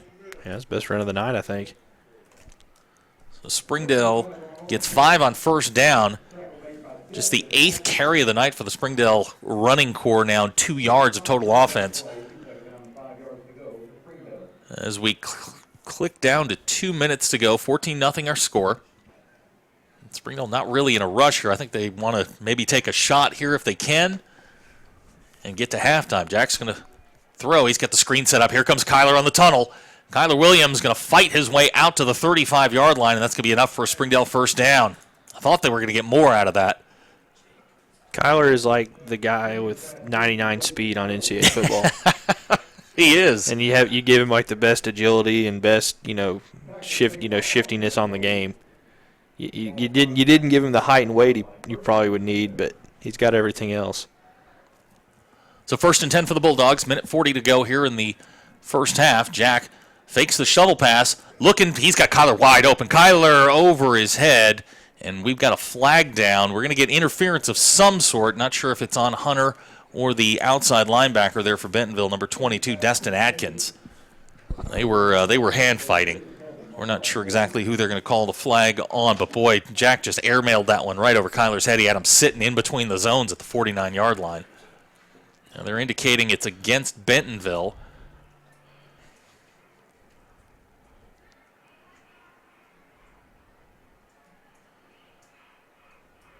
Well, first they made the signal was against Bentonville. Now they're talking to the Bentonville coaches, so I'm not 100% sure what they're going to call here. Ineligible man downfield on Springdale.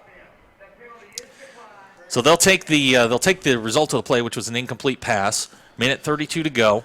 Bring up 2nd and 10 for the Bulldogs, which I think is going to be a break rather than the 5-yard penalty. Oh yeah, smart call by the Bentonville coaching staff. Minute 32 to go in the first half. 14-0 our score. Got trips to the bottom of the screen. It's Hunter, Nick, and Trevor. Kyler's one-on-one up top. Jack's going to throw. He's got Kyler right down the middle. Ball in and out of his hands. Dangerous pass. I mean, that's the stuff that's happened all night. Yeah. I mean, he's putting it right on the money. And some of that just maybe the rustiness. Yeah. Kyler hasn't played in 2 weeks. He only started practicing on probably Thursday. So minute 29 to go. 3rd and 10. This is a big third down here for the Bulldogs. 3 out of 5 on their third down conversions thus far. And you don't necessarily want to give the ball back to Bentonville with 3 timeouts and the way Casey Ford's throwing the ball right now. Nope. Yeah, I need to convert here. Just get the ball to Kyler. 4 wide receiver set. Jack back to pass, and we're going to get a stoppage. Looks like Zach Clark's going to take a timeout. We'll take the timeout with him. 1:28 to go here in the second quarter. 14-0 our score. You're watching Springdale Bulldog football on the Bulldog Sports Network. Hi, I'm Susie Everett. Here at Everett Chrysler Dodge Jeep Ram, family-owned, customer-friendly is more than just a slogan. We're dedicated to giving you the best car buying experience you've ever had. We really do want what's best for our customers, and it shows in everything we do. So come see us for a better way to buy Motor Trend's Truck of the Year, the Ram 1500. Family-owned, customer-friendly. Everett Chrysler Dodge Jeep Ram in Springdale. Welcome back to Bentonville High School. 14-0 our score. Minute 28 to go here in the second quarter. Critical down here for the Bulldogs. 3rd and 10. Pretty much trying to keep the ball out of Bentonville's hands. A couple of things to update you on. Kyler Williams in the first half, 5 catches, 70 yards. He's pretty much been the offense. The Bulldogs have 88 yards of total offense. 70 of it's come through Kyler's hands. So I think here on the 3rd and 10, I think you're right. Find 3 and throw him the football. Hunter necessary 2 catches for 16 yards. The Springdale running game just not in gear yet. 8 carries, 2 yards. That's not a good average. So here we go. 3rd and 10. 4 wide receiver set. Kyler's up top. Jack back to pass. Good protection. Going to throw it into a crowd. And guess who catches it? Kyler Williams. How the heck did that get to him? He threw that in between 3 guys. Doesn't matter. Kyler caught it. I just don't know how it got there. Doesn't matter how it happened. I mean, you don't want to call it heave and hope, but man, that went in between 3 sets of hands. So the Bulldogs convert now on 3rd down, now with 1:15 and counting. Jack sets him up, 3 to the bottom of the screen. Kyler up top. Here comes the screen again. Kyler's got room. Kyler Williams is going to fight his way to the 33-yard line. The Bulldogs have something going here. Yeah, you're at least going to get a field goal shot with Bautista. So 12-yard pickup for Kyler. But you got no, you don't have any timeouts. Kyler, 7 catches, 102 yards here in the first half. And Coach Clark told me, he said, if they're going to play him one-on-one, Kyler's going to have a monster night. And he is pretty prophetic in that. So under a minute to go, Bulldogs on the march. Lindsey back to pass. He's going to take it and throw it down the oh, boy, that was dangerous. Kyler had to turn into a defender there. I hate to sound like a fan there, but that was a dangerous throw. Again, intended for Kyler Williams. Ball's going to fall incomplete. Stop the clock with 47 seconds to go. another, you got to figure another, 12, 13 yards, and we're well within John Batista's range. I mean, he was kicking them from the 30 in warm-ups. Yeah, in warm-ups, the wind was actually blowing from, if you're watching on the screen, from left to right.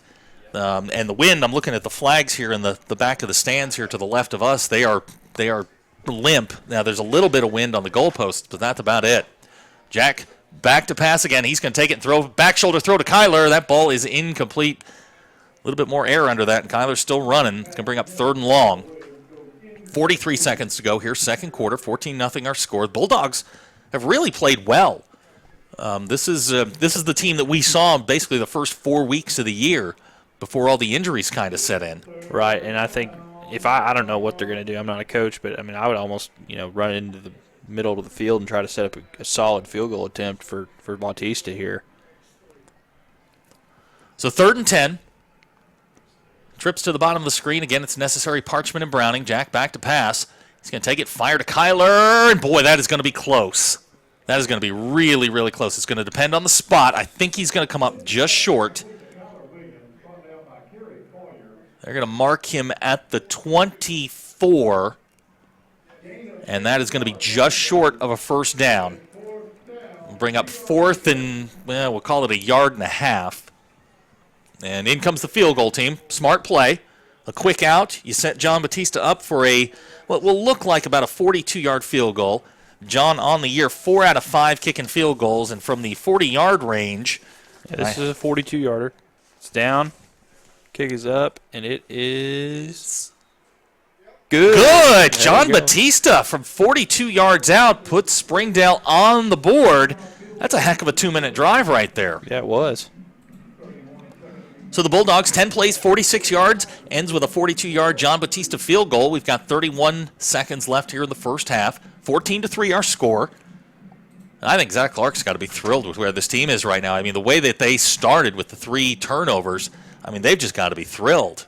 To have turned the ball over 3 times and only be down 11 at Bentonville.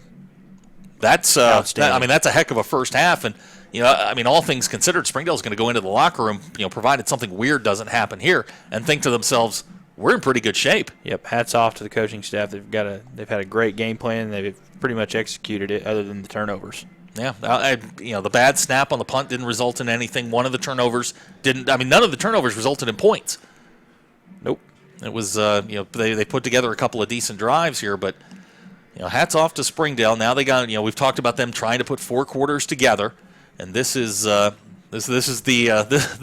quintessential. Let's put 2 more together and see if we can get out of here with a victory. Well, John Batista's got it teed up. 31 seconds to go here in the second quarter.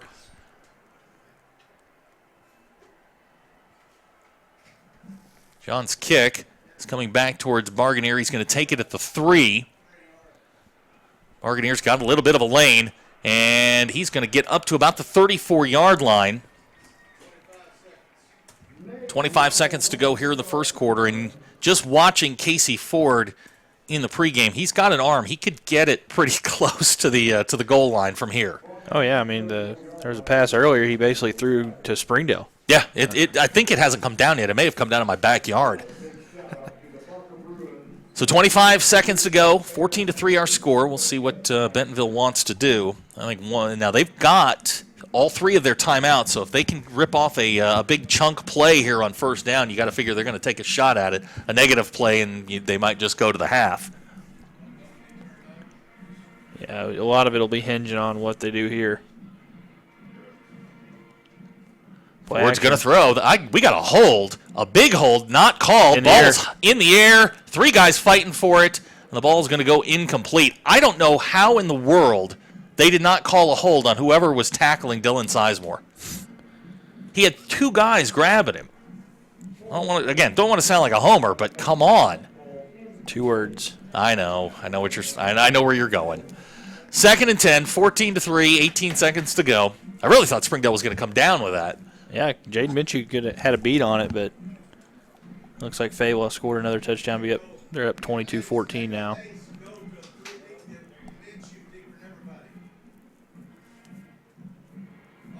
So here we go. We got 4 wide receivers now. Bentonville, getting aggressive here. Springdale with good pressure. They're going to take it and throw it right down the middle. That's Barganier. He slips one tackle. Clay Barganier is going to get to the 37-yard line. Problem is that they don't really have much faith in their kickers. No, so it really doesn't matter what they do. They're going to have to take a shot at the end zone, I think, unless they can get it down to like the 10. 9 seconds to go, and Bentonville is going to call timeout. So we'll take it with them. 9 seconds to go here in the first half. 14-3 our score. You're watching Springdale Bulldog football on the Bulldog Sports Network. Hi, I'm Susie Everett. Here at Everett Chrysler Dodge Jeep Ram, family-owned, customer-friendly is more than just a slogan. We're dedicated to giving you the best car buying experience you've ever had.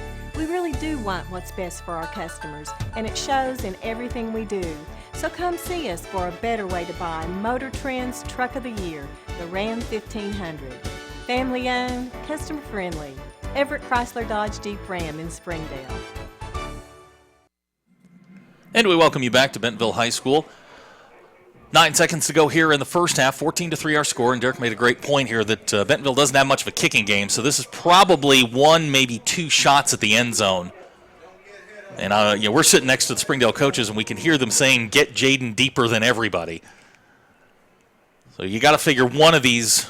If they don't throw a quick out here, this is probably the last play of the half. Here comes Springdale on the blitz. Ford under pressure. He's going to roll out. He's got a man wide open. That's Mays at the 26. Now, flag went down late after the catch, so we'll have to wait and see what that is.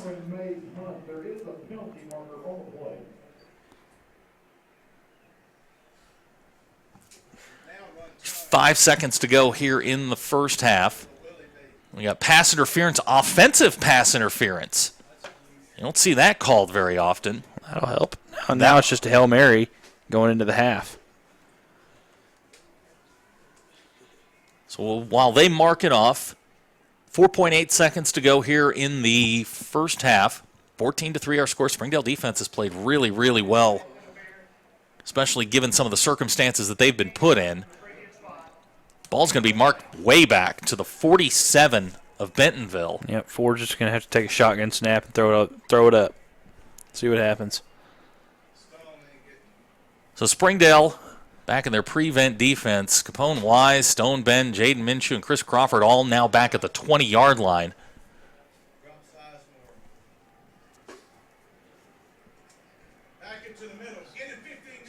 Isaiah Nichols in for pass rushing purposes.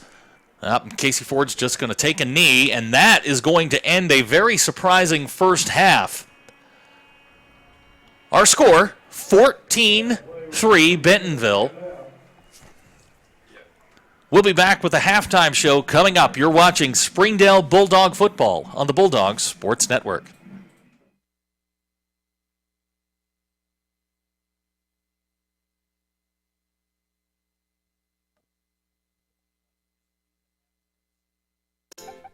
Do you need new tires? Do you want a price match guarantee?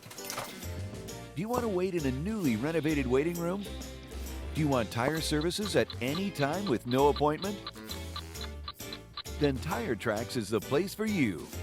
With our price match guarantee and the largest inventory of new and used tires in the area, we have tires for every budget. Tire Tracks, Northwest Arkansas's largest independent tire dealer.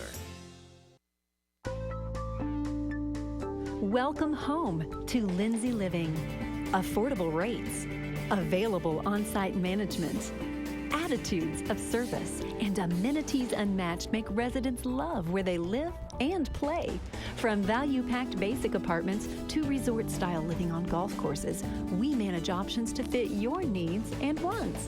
Apply online at lindsaymanagement.com for locations throughout Arkansas and in surrounding states. Hi, I'm Susie Everett with Everett Chevrolet. You've heard me say we have a better way to buy your new Chevy. If you've not been here to find out what that means, I want to invite you to come see us. You'll love the way we do business. And you can shop our great selection of the North American Truck of the Year, the Chevy Silverado, with the best V8 fuel economy of any full-size truck. Family-owned, customer-friendly, Everett Chevrolet in Springdale, I-49 at Elm Springs Road.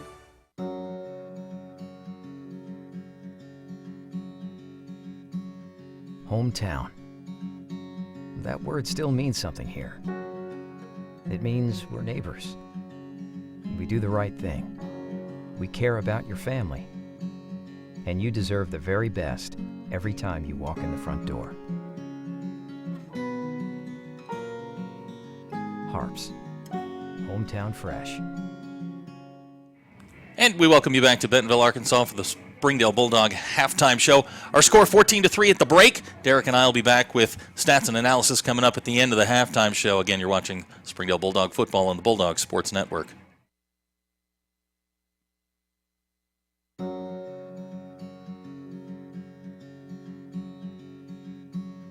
Hometown. That word still means something here. It means we're neighbors. We do the right thing. We care about your family. And you deserve the very best every time you walk in the front door.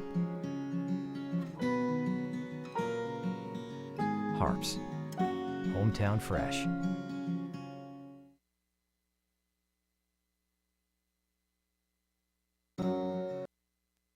First Security is here.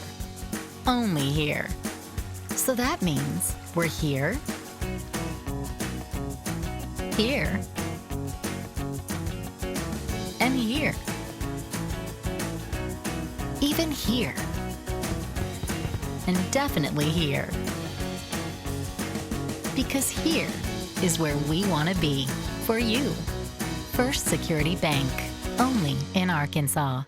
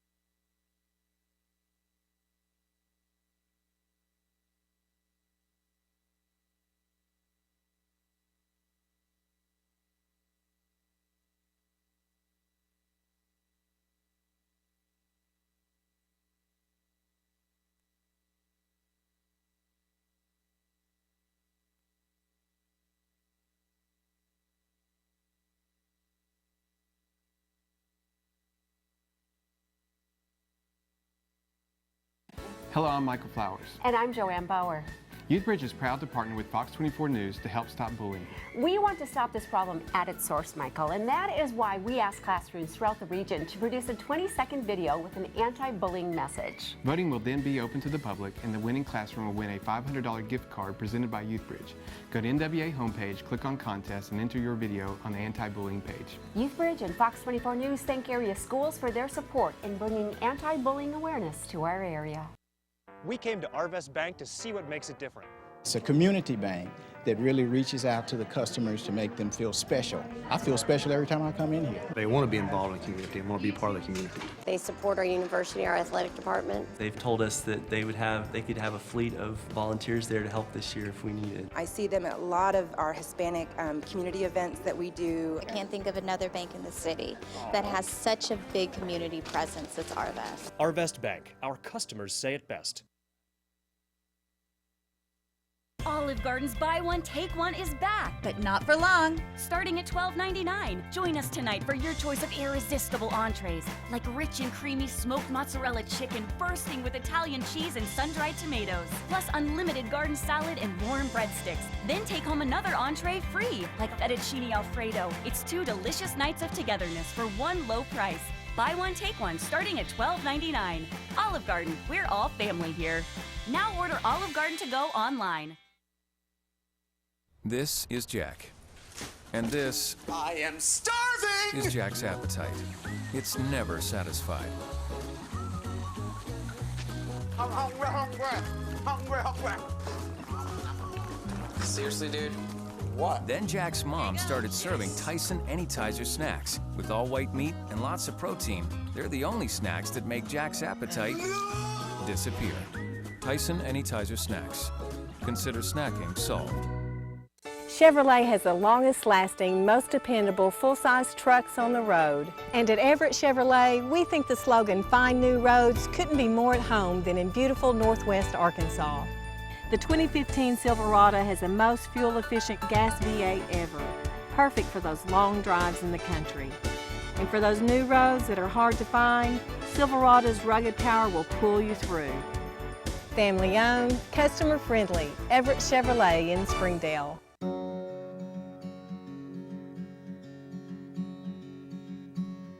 Hometown. That word still means something here. It means we're neighbors. We do the right thing. We care about your family. And you deserve the very best every time you walk in the front door. HAR-BER. Hometown fresh. And we welcome you back to Bentonville High School. Our halftime score, Springdale trails by 11, 14-3 against Bentonville. We'll go with about 2.5 minutes to go before we kick off here the second half. Let's throw some numbers at you here from the first half. Bentonville, 35 plays, 186 yards total offense, 20 carries for 65 yards. Casey Ford, 11 out of 15 for 121 through the air, does have the touchdown. Jacob Clark with the 14-yard touchdown run, really the longest running play Bentonville's had. Springdale, a little slow to start, got some things going on that last drive. They've had 33 plays for 119 yards. Jack, kind of a rough night, 10 out of 25 with 2 interceptions, does have 117 yards passing. The running game not quite going yet, 8 carries for 2 yards, but welcome back Kyler Williams. Kyler, 8 catches for 101 yards in the first half, and Coach Clark told us if you're going to single Kyler up, they're going to throw it to him, and that's just as simple as it goes. Yep, Kyler's had the kind of night that he needs to have, and if they can find a way to get in the end zone, get a stop, Bentonville's going to have the ball come out of the second half, you get a stop, and then try to find Kyler a couple times and get in that end zone and make Bentonville sweat. You'd only be down 14-10. I don't think Bentonville expected this to be a game, and here it is. I don't think they expected it to be 14-3 at the half, that's for sure. And, from a Springdale perspective, really the guy you got to get a hold of is Mays Hunt. I mean, he's 5 catches, 49 yards, and a touchdown. It doesn't sound like big numbers, but a couple of those catches, he had a big third down conversion, and then he had the touchdown reception. Yeah, he's been their go-to guy, and other than him, they really haven't done a whole lot of damage other than Jacob Clark on the ground. Ford's, gotten sacked a couple of times, They've gotten pressure on him, made his life, uncomfortable. And so, if they can find a way to, maybe force Ford into making a mistake, throwing a pick, force a they fumbled on that first drive and just weren't able to capitalize on it. if Springdale can get a couple of turnovers, they'll have a shot. The defensive line's playing really, really well, and I mean you got to look at Francisco and Manny and Arevalo and Thresher, and then you throw in Isaiah Nichols. He's been in on a couple of plays. I mean the defensive line has come to play. The linebackers are doing a nice job cleaning stuff up, and like you said, they're getting pressure on Casey Ford. They've put a couple of big-time shots on him, had him limping around towards the end of the first half. So the Springdale defense, as maligned as they have been, this has really been the danger quarter for them in close games. They've really they've struggled here in the third quarter, and as we get ready to start here, as you said, Bentonville's going to get the ball first, and a 3 and out or a quick stop here and get the ball back would certainly do wonders. Springdale, by the way, has been outscored 49-29 in the third quarter, so that's something that you certainly want to change. Springdale's actually been pretty good in the fourth quarter, only being outscored 48-46, so the Bulldogs have not played poorly in the second half. They've just kind of gotten off the slow starts. I remember the Alma game, it was 2 series in the Alma game, and then the game got away from them. Yep, if they can avoid that, they can. Really, the key is going to be getting a stop on this first Bentonville drive. They can get a 3 and out or force a turnover, they're going to be in good shape. So a couple of updates on some other games going on around the conference. We can update you from HAR-BER. We've got the game on here in the booth, but I believe that the scoreboard on the booth is incorrect. It's 22-20 at halftime, correct? Right. Fayetteville leads by 2. That HAR-BER threw like a miraculous Hail Mary something or other into triple coverage to end the half. But then Fayetteville blocked the extra point. You got anything on the Rogers games? I do. Rogers High and Fort Smith Northside are tied at 9 at half. Really? Yeah. So hey, the Mounties might get them a win over the Grizz. Grizz come to Gerald Dove next Friday. So you got anything on the Heritage game? Yeah. Southside's beating Heritage 20-0 at half. So glad you mentioned the game next week. It's homecoming, and next weekend we will be honoring the 2005 state championship team. And I don't want to preface this. I'm going to preface this by saying it's in the works. It's probably going to happen, but I believe that the head coach will be making an appearance. The coach of the 2005 championship team will make an appearance next week at Gerald Williams Bulldog Stadium to flip the coin. It's convenient for him because his Auburn Tigers play the Razorbacks the next day, and then we'll have a lot of the 2005 players will be back and to honor themselves for their efforts. We don't have a complete list of who's going to come back, but I was told today that Damian Williams will be back, so it'll be good to see Damian back there. Maybe we can dress him out, and then you have Kyler on one side, Damian on the other. That's a nice combination. Yeah, the Williams and Williams show would be pretty fun to watch. But the big news was that I heard today that that Gus Malzahn will likely, and there's some things that they need to work out because the kickoff for the Arkansas Auburn game has been moved to 11 o'clock, so they got to move their meetings around. Yeah, Gus got a big win last night. Yes, he did. They hung on and beat Kentucky, but when they get all the schedules worked out, he'll be there to flip the coin. So if you're watching us, come on out next week. You can see the Gus bus. He'll be there at Gerald Williams Bulldog Stadium, as will we. So that's next week. But more importantly, and right now, we're about ready to get the second half started. 14-3 our score. Springdale's going to kick off to Bentonville, and this is, as we said, has been kind of the danger quarter here. This is where things have gotten away from the Bulldogs on a couple of occasions, and it'll be nice to see this defense get out and maybe get a stop, get the ball back, and the offense they go 10 plays, 46 yards on their last drive, kick the field goal, keep some of that momentum going. Yep, if they can get some positive momentum on this first drive, I mean, heck, I don't know why you wouldn't go Sean Payton here and onside kick to start. Why not? Why not? Roll the dice. It worked for him in a Super Bowl. So. It did. It did work out well for him. The only other, I guess, offensive note to give you is Hunter Necessary. 2 catches, 16 yards, had a big reception on a third down, and that's pretty much been the Springdale offense. Yep, we'll see what they come up with. I think that Zach. When you're only down 14-3 at half, you have a lot higher spirits than you're getting beat by 35 or 42 at half like you have the last 2 weeks. The last couple of games, I guess all season long, Springdale's been averaging giving up 39 points in the first half. So this is a marked improvement. A lot of that has to do with the play of the defensive line. They've really played well tonight. They've gotten pressure. They've stuffed the run. Bentonville averaging just over 3.3 yards per carry. They've done a really, really nice job. So we're ready to start the second half. John Batista has it teed up. Bargainer and Cameron Mays hunt back deep for the Tigers. And we are set to get underway. Just waiting for the referee to blow the whistle. There we go. And John's kick is the onside kick. You called it. Jaden Minshew's got it. First down, Springdale. Nice call, partner. What did I say, man? Why not? You got it. So John Batista with the knuckleball recovered by Jaden Minshew, and Springdale in business. They're going to get the ball at the 48 of Bentonville. And the Bulldogs, well, that's the way you want to start it. You end the first half with a score. Let's go get another one. So Zach Clark rolls the dice, and the Bulldogs are going to take over 1st and 10. First time they've had a short field tonight, which is nice. Eric Mendez in the backfield. Kyler to the top of the screen. We've got double tight ends in a bunch formation to the bottom. Jack's going to go under center for the first time tonight. And here they come. They're going to fake it.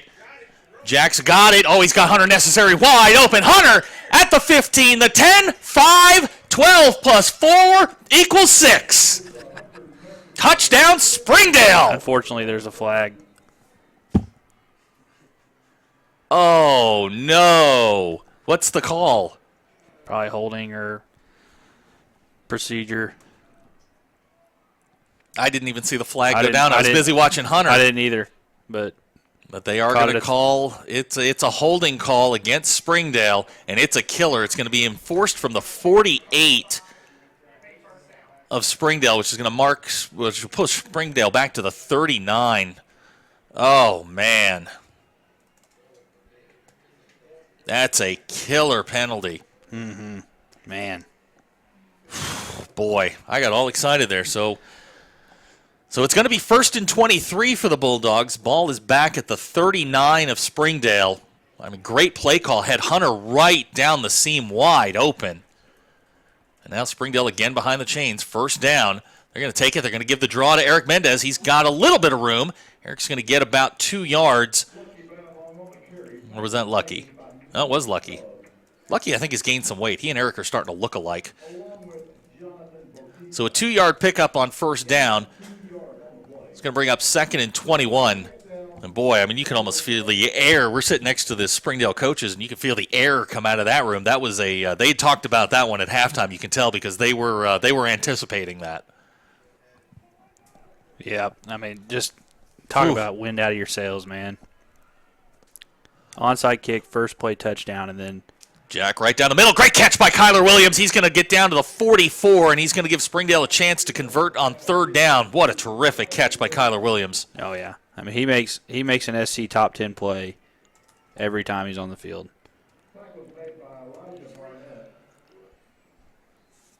So that connection is going to bring up a 3rd and 6 for the Bulldogs. Kyler now 9 catches, 116 yards.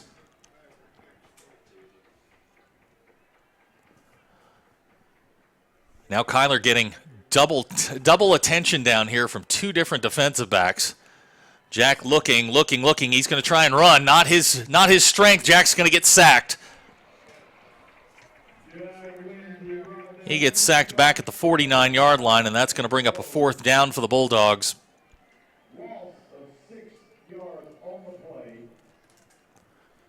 It'll bring up 4th, and we'll call it 13 after the sack. Ball's going to be marked at the 50. Boy, you talk about going from one extreme to another. You got Hunter Necessary running free in the secondary for a touchdown, and now you got a punt with just under 10 minutes to go here in the 3rd quarter. Dylan Sizemore back to kick. Good snap. He'll get his kick away. Kind of a knuckleball. It's going to bounce at the 23 and roll out of bounds, or is it? It's going to roll dead at the 16, and that is where Bentonville will take over. Just I don't know. I got all excited there, and it's just like the air's just come out of the room. Mm-hmm. I mean, that's really all you can burst the bubble, man. That was a great play call. They had him set up. They just got called for holding, and now the Springdale defense getting ready to dig in. Ford and Clark in the backfield. Here comes Jacob Clark with a little bit of room. He's going to get 3, maybe 4. Yeah, I think Bentonville will go heavy doses of Jacob Clark. Wouldn't shock me if he ends up with about 35 carries on the night. And this is all said and done. He's getting there. That's carry number 16 now, 64 yards and the touchdown. It's going to be 2nd and 6. He had a trips formation to the top of the screen. Clark's in the backfield. This has been a running formation primarily for Bentonville. Yep, they're going to run a quick screen here. That's Cameron Mays-Hunt. Good tackle on the far side. That's Chris Crawford. First time we've called his name tonight. Cameron Mays-Hunt with the tackle. You're going to mark him at about the 21, so maybe a yard pickup. It'll bring up 3rd and 4. You know, for everything we've heard about Casey Ford's passing, 12 out of 16 for 123 yards, does have the touchdown. Been very accurate tonight, but he has, as you pointed out, made a bunch, or I guess taken a bunch of shots, primarily from Dylan Sizemore and Sam Robinson. They've been in his face all night. Right, and really he just throws screens primarily, so, I mean, he doesn't really have a lot of opportunities. Here comes Jacob Clark. Springdale's going to string him out and stop him at the 20-yard line. Dylan Sizemore there, Chris Arevalo, Manny Martinez, and Sam Robinson. So the Springdale defense comes up big with a 2-yard loss on 3rd down and 4, and that's going to force Bentonville to punt. Yep, that's a huge stop there. I mean, this is exactly the third quarter that Springdale's. That's a 3 and out after, you know, the letdown on the touchdown play. You know, 3 and out for your defense. That's pretty good. We got a guy unguarded down here. Somebody.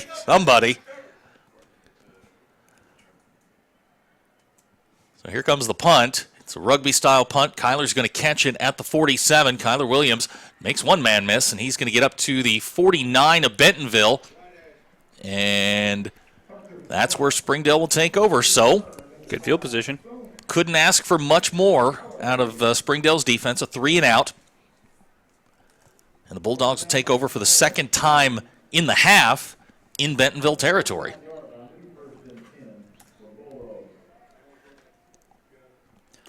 Key is going to be to not get down on yourself. You know, the last drive, you throw a touchdown and then you get the penalty, and now you just got to, you know, stay focused, stay buckled down, and try to get points here again. I mean, no reason to get discouraged.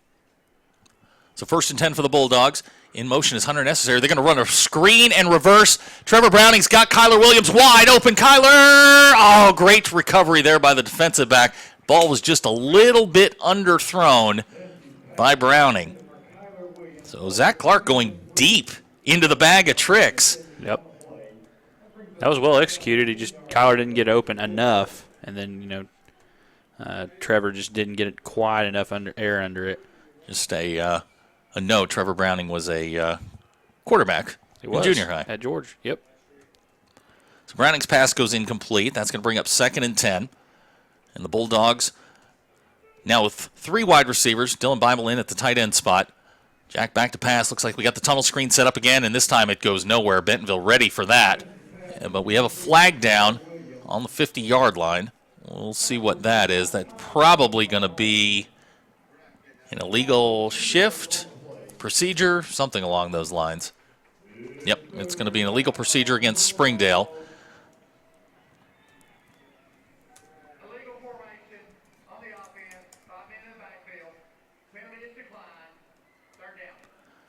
So Bentonville will take the result of the play, which was a 2-yard loss. It'll bring up 3rd and 12, 7:36 to go here, third quarter, 14-3 our score.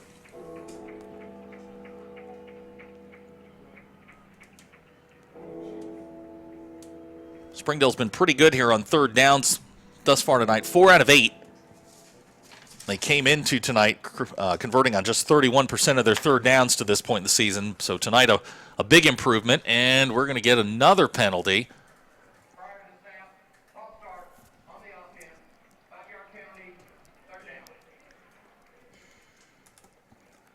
So another penalty against the Bulldogs will back them up and make this 3rd and 17. Bulldogs now with 4 penalties on the night for 35 yards.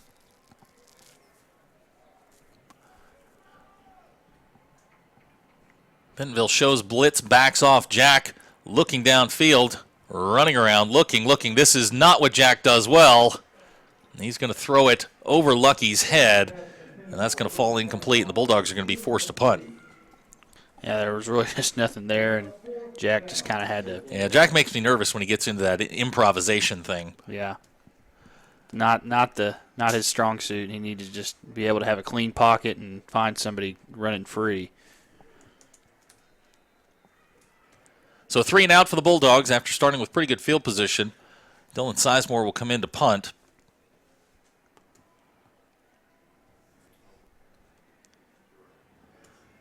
Dylan gets the kick away. Good high spiral. Chases Barganier back to the 15. He's going to return it there. And Springdale is there and stops him for a 3-yard return. Good coverage by the Bulldogs. First guy down there, Cam Dickerson, was down there. Looks like Capone Wise was down there as well. Great coverage there on that punt. Forcing Bentonville into bad field position yet again. Back inside the 20. The ball's going to be marked at the 19, which is probably a generous spot from the official there. I didn't think Barganier got that far. So a 4-yard return is going to give Bentonville a 1st and 10, 7:17 to go, third quarter, 14-3 our score. Time for Springdale to lean on that defense again.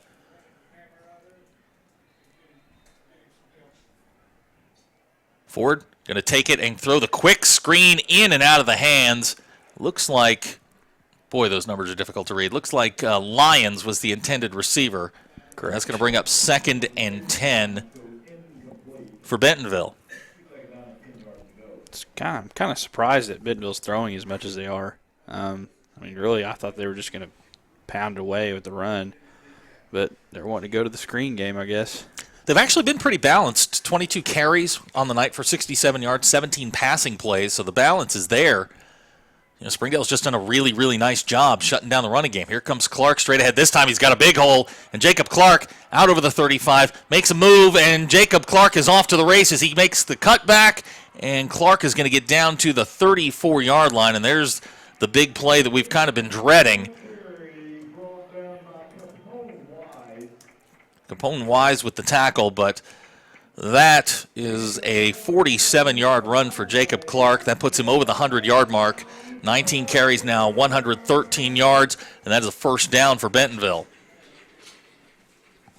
Yeah, Clark's one of those guys that just kind of steadily, surely but steadily. So 1st and 10 at the 34. Ford's going to take the snap, throw the quick slant, looking for Mays Hunt, and they're going to give him the catch at the 26. There's Barganier. Yep. Barganier with the catch. Again, these numbers are incredibly difficult to read from where we are. So that's going to bring up 2nd, and we'll call it 2.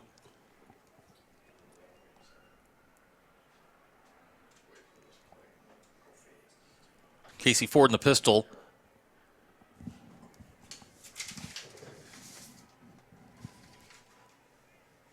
Coming up on 6 minutes to go here in the third quarter. He takes it and he hands off. That is number 24 for Bentonville. That is Avery Donson. His first carry of the night. He's going to get first down yardage, but we have a penalty flag down. And I see Bentonville backing up, so that's got to be one of two things, either a procedure or a holding penalty.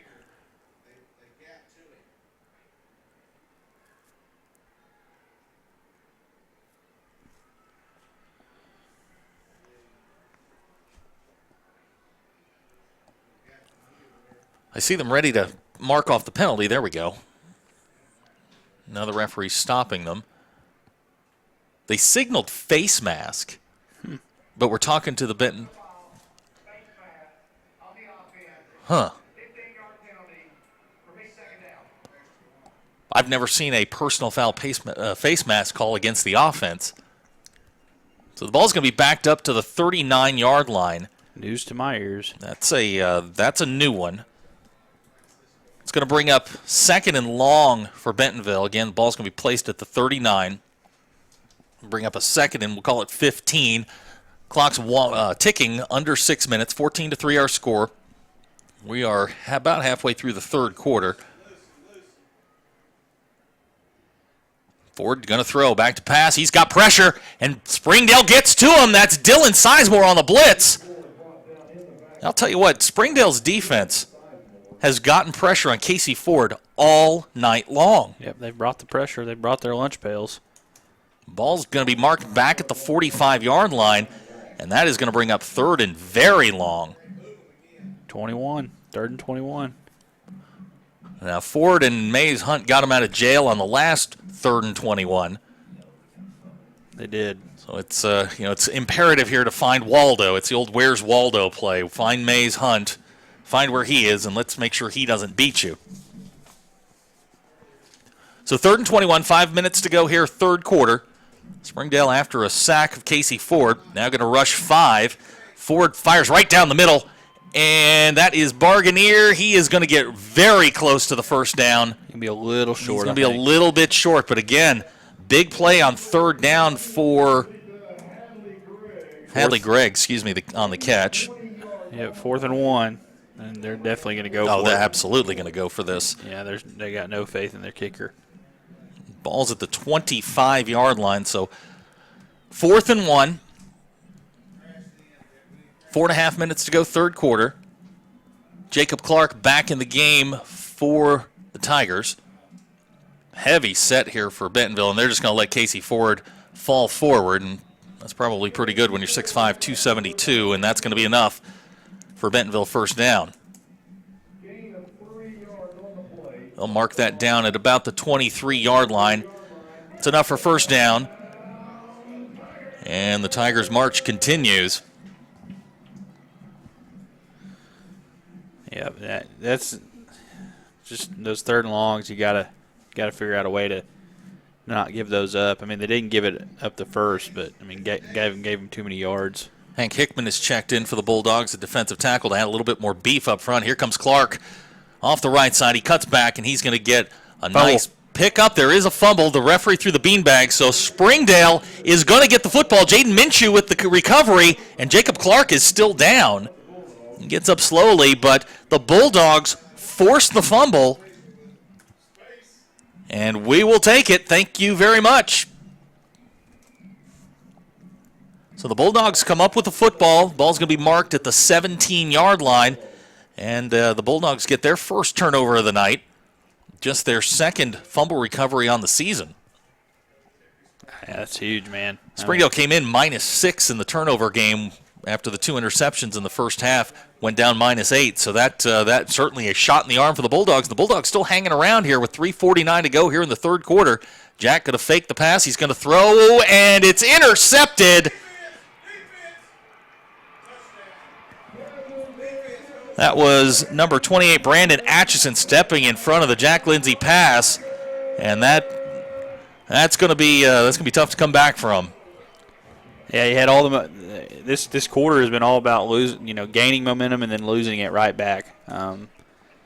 You had to recover the onside and you throw the touchdown and then get it called back, and then you force a fumble and then throw a pick six the next play. I mean, that just hurts, man.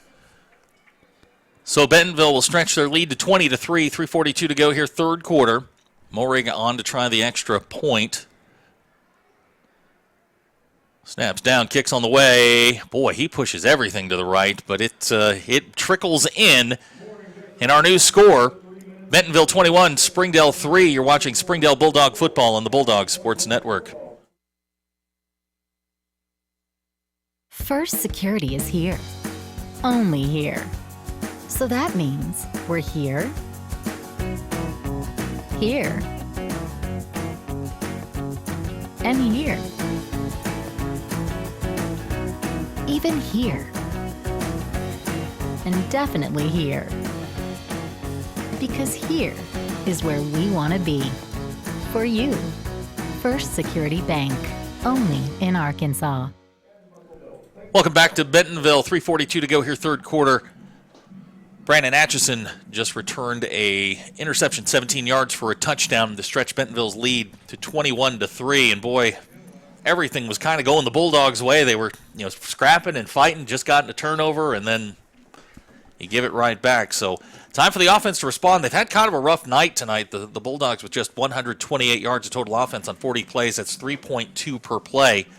You know, the defense had kind of kept them in the game up until that point. Right. I mean, the turnovers is what's killed him. I mean, 3 picks. You know, Jack had thrown 2 all year, and he's thrown 3 tonight. And really, I mean, the last one he threw was his worst throw of the night. The other 2 were kind of on.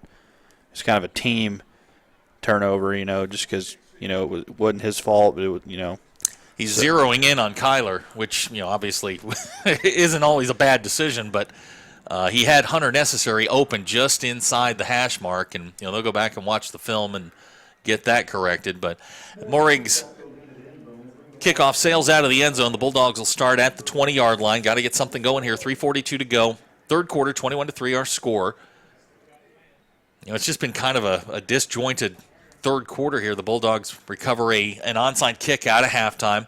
First play out of there, they hit Hunter Necessary for a touchdown, get it called back because of a hold, and then it's just been kind of a fight, a struggle, just to keep the offense on the field. Yeah, I mean, it'd be nice to get points here and you know, try to answer, you know, and go to the fourth with it being maybe a 10-point game. So Jack brings them out.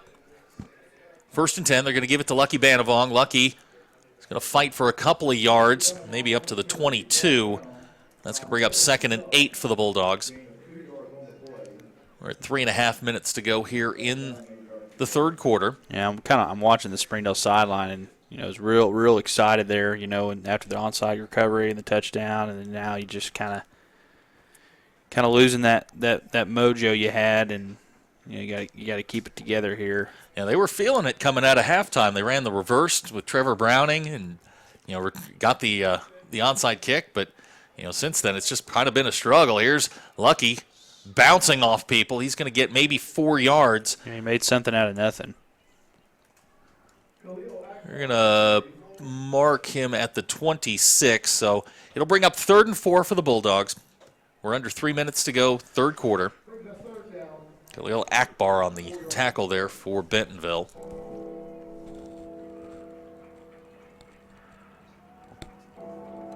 Trips to the bottom of the screen. It's Hunter, it's Nick Parchman, and Kyler Williams. Dylan Bible in at the tight end spot.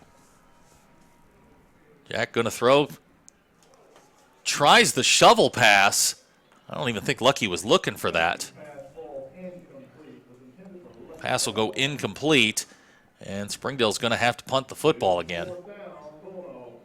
Now, that's the play they've had some success on, where Jack has faked it and then looked for another receiver. But on that particular play, I don't even think Lucky was looking in the backfield. Yeah, I think the offense has kind of gotten a little bit out of sync after the last drive. I think the winds kind of come out of their sails, a little bit discouraged. So Sizemore back to punt. Barganeer's got his heels on the 45-yard line. Dylan gets the kick off. Spinning towards the sideline. It's going to bounce at the 41. Barganeer makes a run at it, but he's going to get away from it, and the ball will roll dead at the 35. So good kick by Dylan. Get the ball back to the Bentonville 35-yard line. And that is where the Tigers will take over, a 39-yard kick for Dylan Sizemore. And now you're asking your defense here to keep you in it for one more series. Yeah, I mean, they really needed another turnover. You know, they got the fumble they needed last time, and then you know, they get the onside kick, they get the fumble. They just have not been able to cash in on some of these opportunities that they're getting. I mean, obviously Bentonville could shock me in pass, but I think we're going to see a lot of running now from here on out. There's Avery Donson in the backfield. Got an orbit motion. And Donson is going to get a couple of yards. I'll mark him at the 37. That's going to be a pickup of 2. We'll bring up 2nd and 8. Oh, they're even going to mark him back at the 36, so a 1-yard pickup. Bring up 2nd and 9. You know, even with the 47-yard run, and all things considered, Springdale's run defense has been very good tonight. 27 rushes for Bentonville, 117 yards, just a 4.3 average, again, for a team that was giving up 6.6 per carry. Oh, yeah. Here comes the blitz. Ford's going to throw the quick screen. That's Cameron Mays-Hunt. Makes one guy miss, and will get knocked down at about the 43-yard line. He is elusive. Just kind of makes you hold your breath every time he touches the football. So Bentonville's got the ball on the 43-yard line. It's going to be 3rd and 2. Bentonville 4 out of 9 on third down conversions. Jacob Clark back into the game for Bentonville. Avery Donson coming out. Looks like a double tight end set with Mays Hunt to the bottom of the screen. This is heavy run formation. Here comes Jacob Clark straight ahead, and he's going to burrow his way up to about the 46, 47-yard line. That's going to be enough for a Bentonville first down.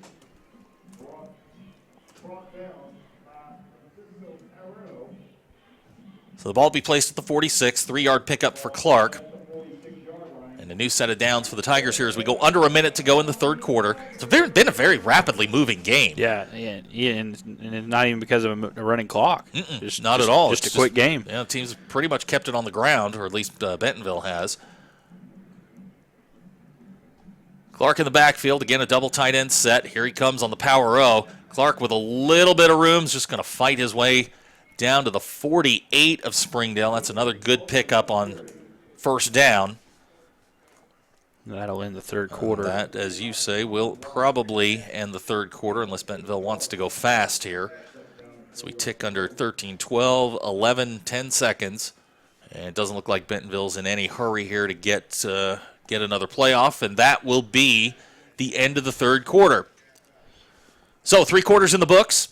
Our score, Bentonville 21, Springdale 3. You're watching Springdale Bulldog football on the Bulldog Sports Network. Welcome home to Lindsay Living. From value-packed basic apartments with appliances and washers and dryers to resort-style apartment living on golf courses with fabulous amenities, you'll love where you live and play. Visit lindsaymanagement.com to apply online and see photos, rates, and floor plans for all locations we manage throughout Arkansas and in surrounding states. Hi, I'm Susie Everett.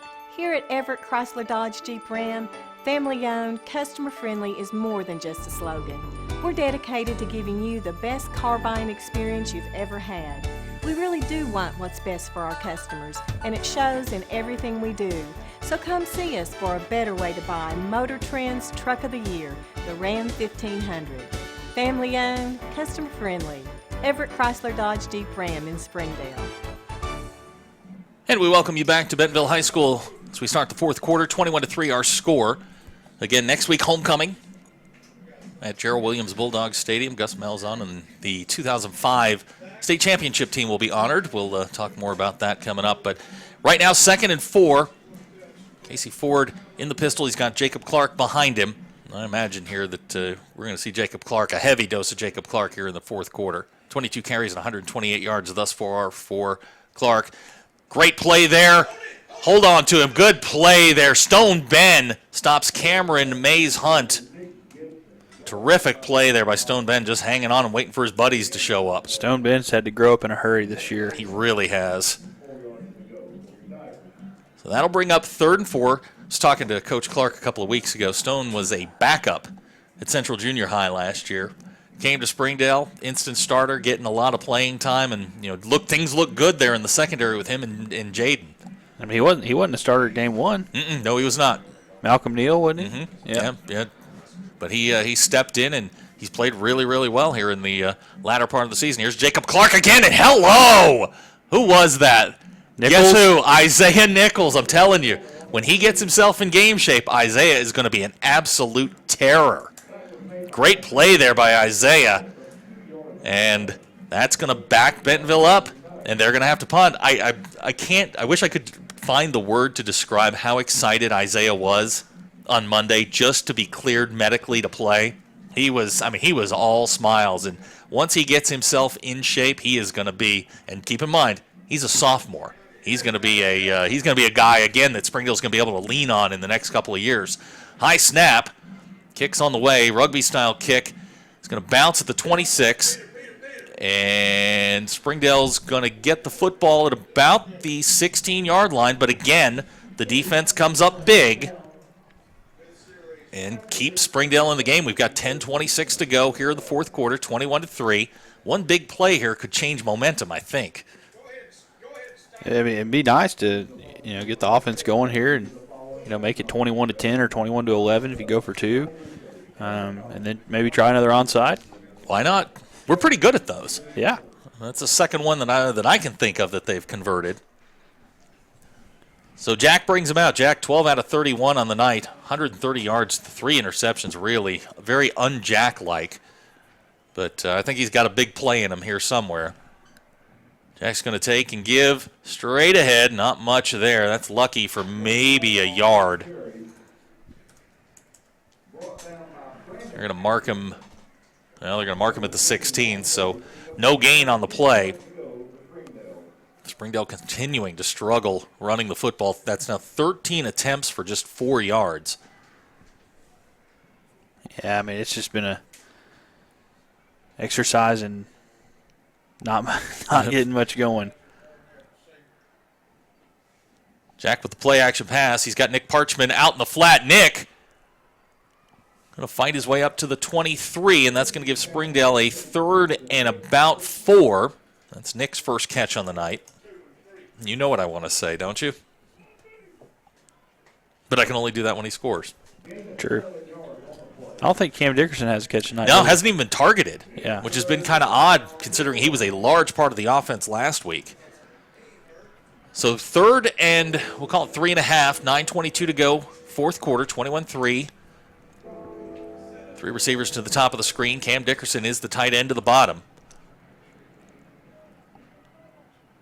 Jack going to throw the bubble to Kyler, and Kyler is hit back at the 19-yard line.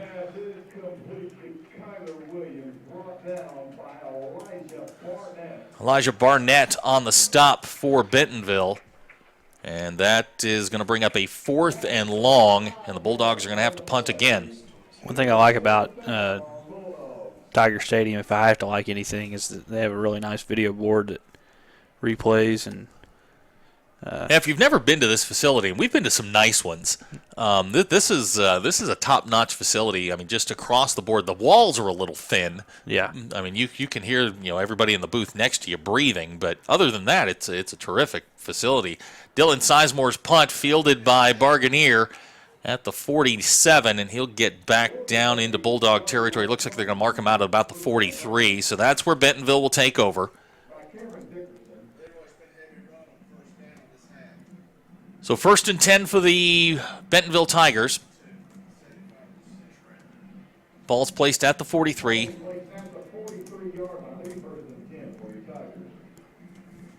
Going to ask the defense to make one more stop here. Keep this thing within reach. 21-3 our score, 8:21 to go in the fourth quarter. It's been a very fast, very well-played football game by both teams. So it's Ford, and it looks like Avery Donson is in the backfield. Yep, they're going to take it and give it to Donson. He's got a little bit of room. Pops out the right side. Donson is going to get down to about the 25, and that's a big running play. 18 yards on the carry for Donson, and a Bentonville first down. Yeah, they're just going to go to the ground and let old Donson get a couple of reps. Give Clark some breathing room.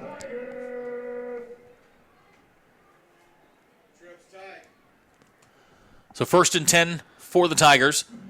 They're going to take it and give it to, is that Clark? No, it's Donson. Donson again. Yeah. Donson on the carry. This time the Springdale defense there. They're going to knock him back for about a 2-yard loss. And that'll bring up 2nd and 12 for Bentonville. Well, like you said, run defense has been pretty good for the most part. It really has. I mean, 32 carries for 140 yards. I mean, the 140 yards sounds like a lot, but it's 4.4 yards per carry. And again, when you consider they've knocked about 2.5 yards off the average that they have given up over the course of the season. All right, I don't know what Bentonville's points per game average is, but 21. Casey Ford under pressure, takes it, fires. Great play there. And they're going to call interference on Jaden Minshew. That is a terrible call. Yeah, it was bad. That was a horrible call. Yeah, it really was. It's kind of calls that tend to happen here. Oh, that is horrible. Yeah, they won't even show it on the replay board. They know. That was terrible.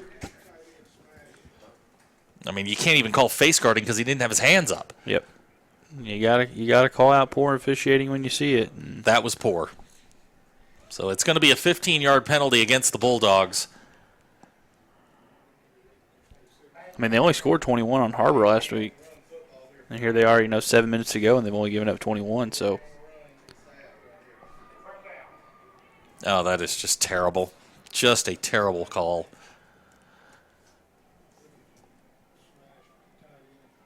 So it will be 1st and 10 for Bentonville. 7:19 to go, fourth quarter, 21-3 the score. Defense going to have to overcome not only the Tigers, but the guys in the stripes too, apparently. Ford with a quick dart out to Cameron Mays-Hunt. Good move.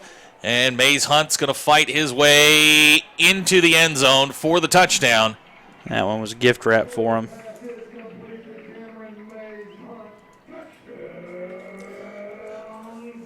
So that's a 13-yard touchdown pass from Casey Ford to Hunt, his second of the night. It stretches the lead to 27-3.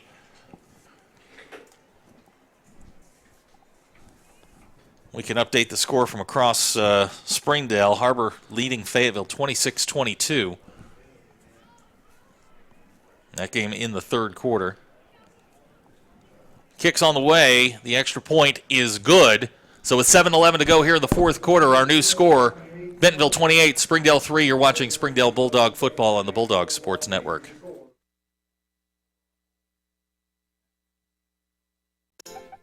Do you need new tires? Do you want a price match guarantee? Do you want to wait in a newly renovated waiting room? Do you want tire services at any time with no appointment? Then Tire Tracks is the place for you. With our price match guarantee and the largest inventory of new and used tires in the area, we have tires for every budget. Tire Tracks, Northwest Arkansas's largest independent tire dealer.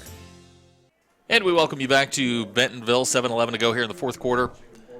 Casey Ford just hit Cameron Mays-Hunt for a 13-yard touchdown to stretch Bentonville's lead to 28-3, but as Derek said, that was gift-wrapped on a terrible interference call against Jaden Minshew. You don't often hear me criticize the officials. As a matter of fact, you'll very rarely hear me criticize the officials. That was a bad call. Like I said, that was terrible. You got to call it out when you see it, man. I mean, it's not even being a homer. The ball was underthrown and it hit him in the back. It's not even. Yeah, it's not even really being a homer. It's just calling out poor officiating. I think if you were just here as an objective, non-biased fan, you would say that was a bad call. Morig's kick goes into the end zone for a touchback. Springdale will take over at the 20-yard line. Springdale's offense has really struggled to get going tonight. 137 yards of total offense. 133 of that has come through the air. Kyler Williams is having a good night. Welcome back, Kyler. 11 catches for 110 yards.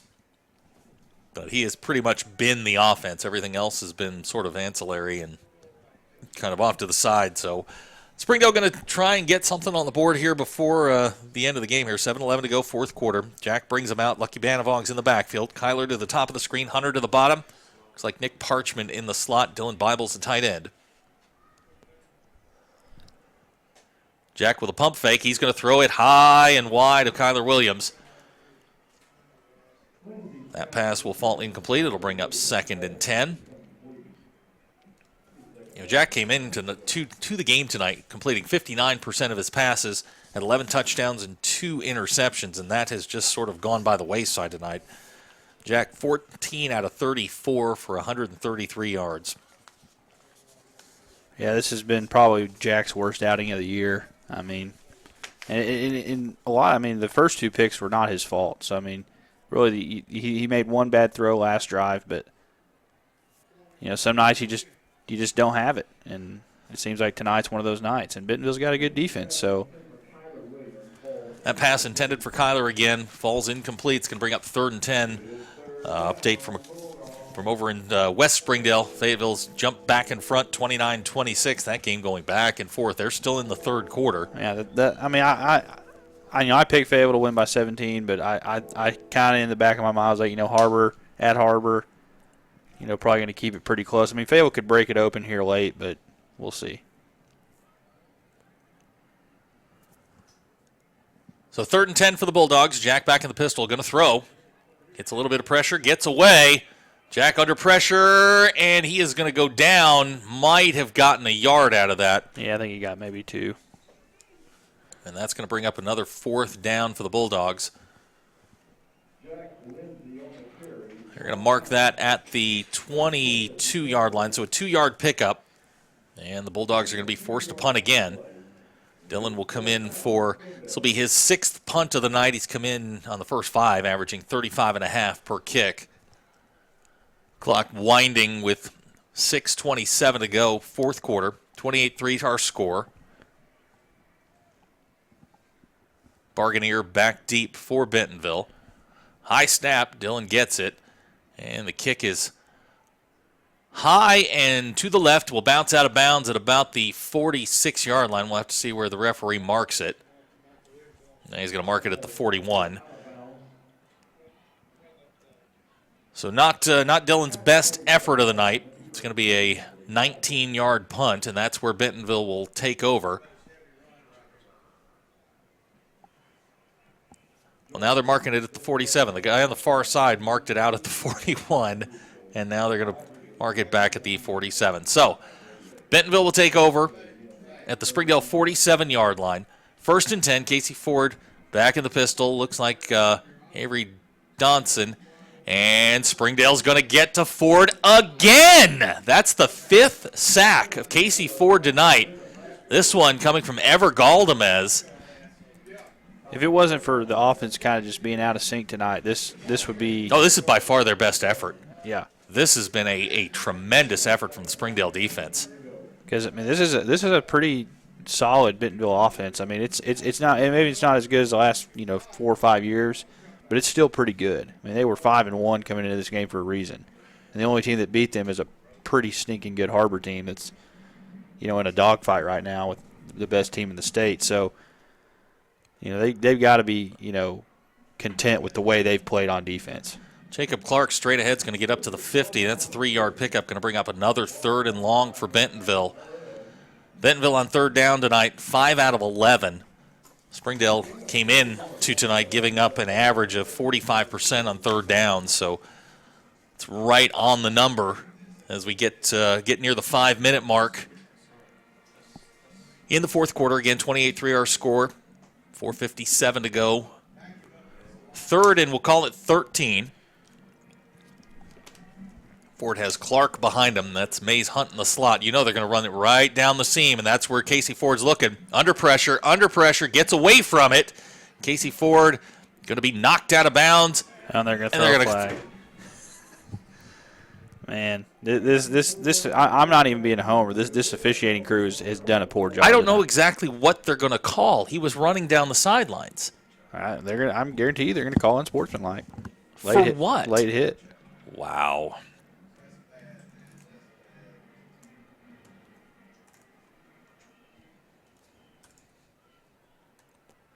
Personal foul, late hit is what I bet you they'll call. Oh, that's clearly what they're going to call, but I don't understand. Somebody's down over there too. I can't see. I don't understand how you can call it when he's running down the sidelines. Yeah, I can't see who it is. I think it's a Springdale player.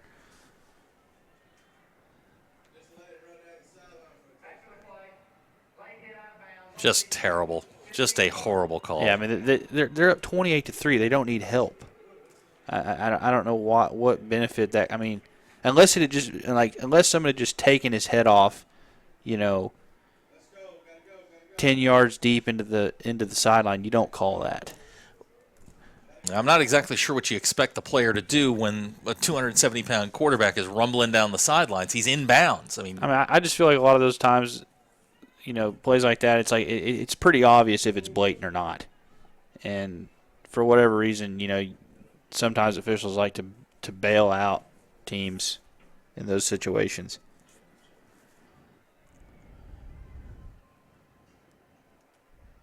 Are we getting a timeout? No, they marked the penalty off only 10 yards instead of 15. Yeah, so more incompetence from this officiating. Yeah, I'm not exactly sure what this crew's doing, but 4:38 to go in the 4th quarter.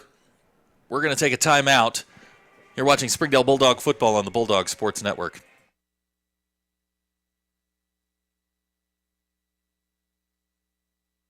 We came to Arvest Bank to see what makes it different. It's a community bank that really reaches out to the customers to make them feel special. I feel special every time I come in here. They want to be involved in the community and want to be part of the community. They support our university, our athletic department. They've told us that they could have a fleet of volunteers there to help this year if we needed. I see them at a lot of our Hispanic community events that we do. I can't think of another bank in the city that has such a big community presence as Arvest. Arvest Bank, our customers say it best. 4:38 to go here in the fourth quarter. Springdale gets a stop on third down, but Bentonville gets bailed out by the referees. So it'll be 1st and 10 at the 30-yard line after a questionable personal foul. Trips to the bottom of the screen. Avery Donson is the lone setback behind Casey Ford. Ford going to take it and throw to Cameron Mays-Hunt. Jaden Minshew is there to meet him at the 26, so a pickup of 4 on first down.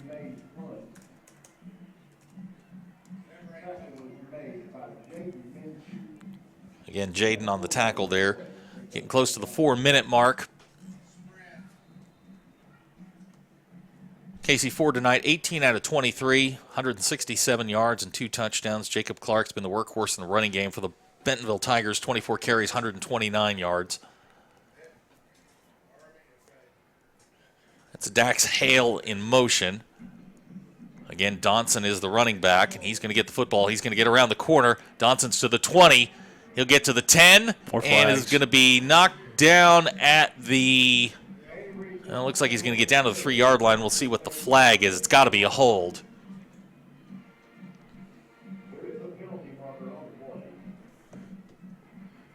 Looks like holding against Bentonville.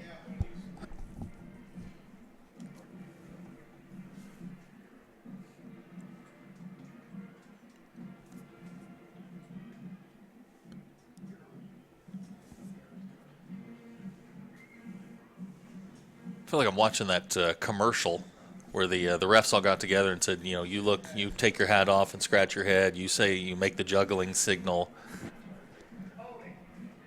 So it is holding against Bentonville. That's going to back them up to the 31-yard line.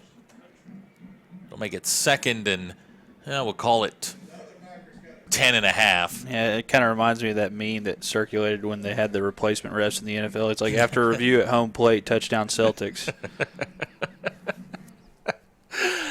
That pretty much sums it up. 3:51 to go, fourth quarter. 28-3 our score. It's 2nd and we'll call it 10 and a half. Donson behind Casey Ford. Donson with the play fake. Casey Ford is running. He's down to the 25, and he's going to step out of bounds at the 17, and that's going to be enough for Bentonville first down. So 14-yard pickup, and we've got a Bentonville player down. So while they attend to him, we'll take a timeout. You're watching Springdale Bulldog football on the Bulldogs Sports Network.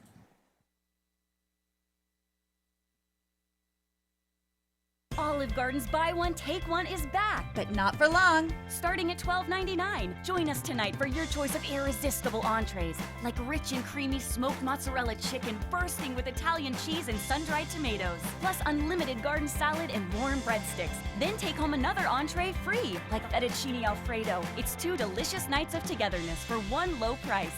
Buy one, take one, starting at $12.99. Olive Garden, we're all family here. Now order Olive Garden to go online. 3:41 to go. Fourth quarter clock is now moving. 28-3 our score. Bentonville just picked up a first down on a 14-yard run by Casey Ford. Ball's marked at the 17-yard line. Jacob Clark back in. He's going to get the ball on first down, and he is going to fight his way down to about the 13-yard line, a 4-yard pickup. Sam Robinson on the stop for the Bulldogs.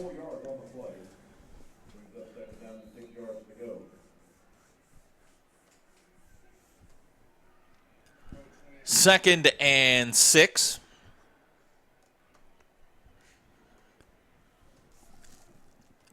Here comes Clark again. He's going to get down close to the 10-yard line.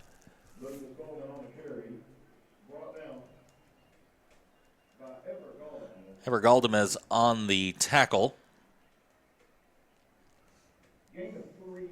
3 yards on the pickup, 2:40 to go, fourth quarter. We'll bring up a 3rd and 2 for Bentonville, who is obviously not in any hurry here. Play clock sitting at about 15 seconds. Ball's marked squarely at the 10-yard line.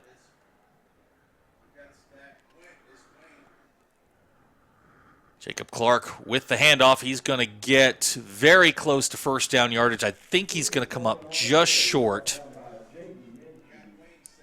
Jaden Minshew on the tackle. And the ball's going to be placed at the 8, and that's going to bring up a 4th down. 4th and 1 for Bentonville.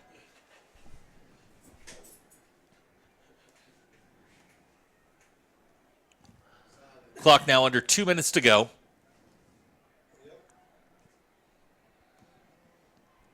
Casey Ford with the quarterback sneak, and he's going to fight down to the 6, and that is going to be enough for a first down.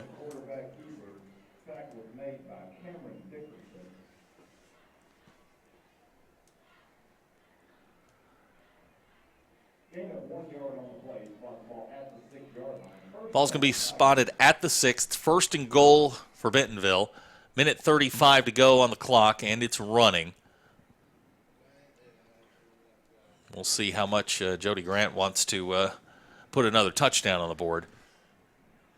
Play clock now down at 6. Now 5, 4, 3, 2, 1.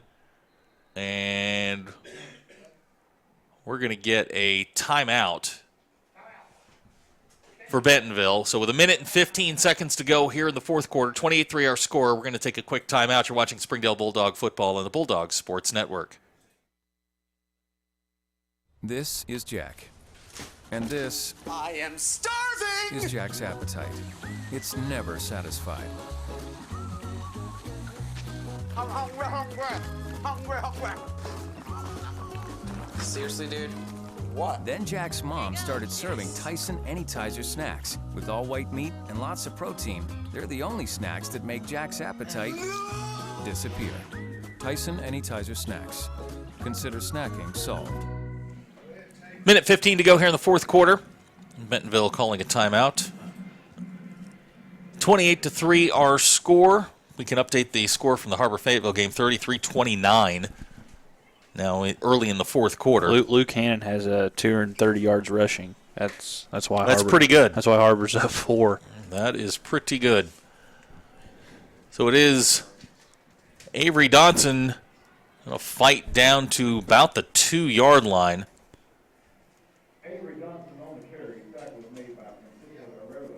Francisco Arrero on the tackle. 4-yard pickup for Dodson, and we are now under a minute to go here in the fourth quarter. So, a pretty good effort from the Springdale defense. They were put in some really difficult spots, especially early on in the game, and they kept the Bulldogs in it. It was 0-0 at the end of the first quarter. It was 14-3 at halftime. The game changed on the penalty on the touchdown. You make it that stays, it's 14-10. So Bentonville elects to take a knee. Yep, classy move by Jody Grant. No reason to punch this in. And that is going to do it.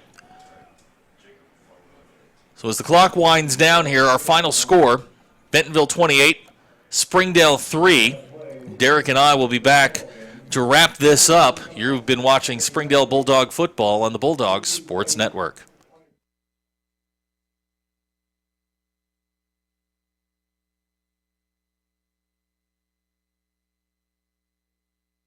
This is Jack. And this I am starving! is Jack's appetite. It's never satisfied. I'm hungry, hungry, hungry, hungry. Seriously, dude? What? Then Jack's mom started serving Tyson Anytizer snacks. With all white meat and lots of protein, they're the only snacks that make Jack's appetite disappear. Tyson Anytizer snacks. Consider snacking solved. Chevrolet has the longest-lasting, most dependable full-size trucks on the road. And at Everett Chevrolet, we think the slogan, "Find New Roads," couldn't be more at home than in beautiful Northwest Arkansas. The 2015 Silverado has the most fuel-efficient gas V8 ever. perfect for those long drives in the country. And for those new roads that are hard to find, Silverado's rugged power will pull you through. Family owned, customer friendly, Everett Chevrolet in Springdale.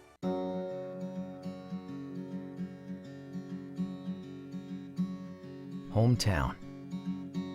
That word still means something here. It means we're neighbors. We do the right thing. We care about your family. And you deserve the very best every time you walk in the front door. HAR-BER. Hometown Fresh.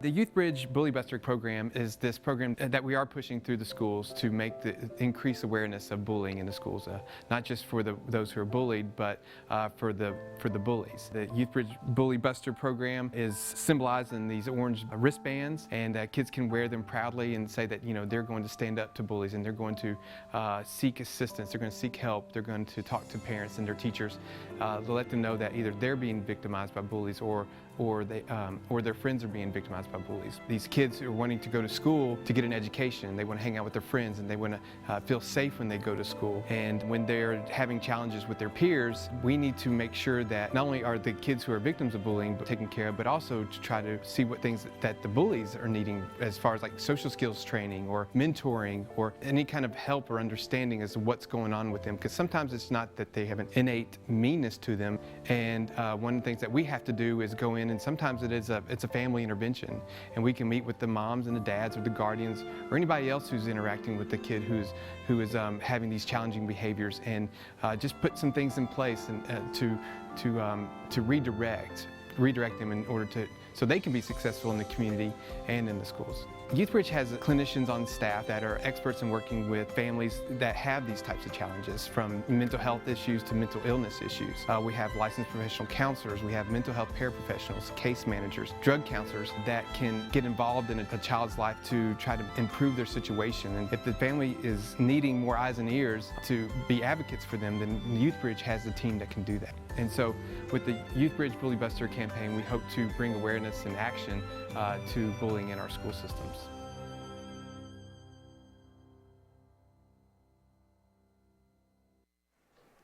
And welcome back to Bentonville High School. Our final score tonight, Bentonville 28, Springdale 3.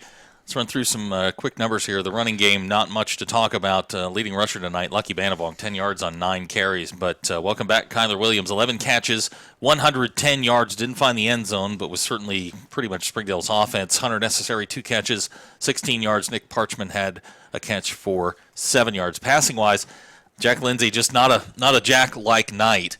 14 out of 34 for 133 yards, 3 interceptions. Just not the Jack that we're used to seeing, and I'm sure that he's going to bounce back next week against Northside and have a nice night. I mean, overall, if you look at Bentonville's numbers, they had 386 yards of total offense, but a lot of that came in the fourth quarter with some help. Yep, and really, I think, like I said earlier, a few minutes ago, I think the game changed on the you get the onside kick, you recover, you got all the momentum, you throw a touchdown the first play, and then it gets, the wind gets knocked out of you by the penalty, and then I really don't think they ever recovered. I mean, they still played pretty well, especially on defense. They forced that fumble, but the offense just really never got into the rhythm. I mean, they made some plays. Kyler had some nice grabs. Hunter had a couple nice grabs. Never got the running game going. Never got put together positive drives. They had a few good plays here and there, but never got anything in rhythm. And, that's what happened. The defense, like I said, played about as good as you could ask for. You really can't ask for much more from those guys. I mean, they kept them in the game with 3 turnovers. You had two interceptions plus the botched punt in the first quarter. I mean, the defense kept them in the game. It was 0-0 after a quarter. It was 14-3 at halftime. How much does the game change if that touchdown's allowed to stand? But all in all, this looks like the team that we saw early in the year when you've got all your bodies back, and Springdale's getting some guys back. Chris Major will be back and healthy next week. As we said, Cole Malugin didn't play tonight, but he's a red zone target that could be very, very effective. There are a lot of guys that are going to come back here in the next couple of weeks that are going to make this team much more complete as we get towards the end of the season. But this one's in the books. Again, the final score 28-3. Next week is homecoming. We mentioned that the 2005 state championship team will be honored at halftime. Gus Malzahn is scheduled to do the coin flip prior to the game, and that is still, because of some of the time constraints, that's still a little bit iffy. But the rumor is that he's going to make his appearance there. He wants to be there. He just needs to make sure he has to take care of his business with Auburn first. But we'll talk to you guys next week from Gerald Williams Bulldog Stadium. Final thoughts as we pack up here and head back south. Well, I think I think Northside ended up taking care of Rogers. Let me try to get an updated score real quick. We can update the score from Springdale. HAR-BER leading 40-29, but it looks like Fayetteville just scored, so they're going to go for 2 here and try and cut that lead to 3. Cut it down to 3. Yeah, that game going back and forth. They're in the fourth quarter. Yeah, Northside ended up handling Rogers, outscored them 21-0 in the second half to win 30-9, but I think that's a winnable game next week. I'm not saying they're going to win, but I think it's winnable. Mm-hmm. And I think if they can have this defensive effort and then figure out the offense, figure out how to put points, more than 3 points on the board, they're going to be in that game. Yeah, I think that they kind of circled this one or circled next week and said, hey, that is a winnable football game. But they do have to get some things straightened out on the offensive side of the football, and that's why you have practice during the week. And now they've got a full complement of bodies, and Coach Clark and the staff will go back to work. But, again, a great effort from the Springdale Bulldogs tonight. They came up a little bit short. Final score tonight, 28-3 for Derek Oxford. We'll call him one name Seth, Courtney, and our entire staff. We bid you all adieu. We will talk to you next week from Gerald Williams Bulldog Stadium. Again, the final score, 28-3. We'll talk to you next week. Good night.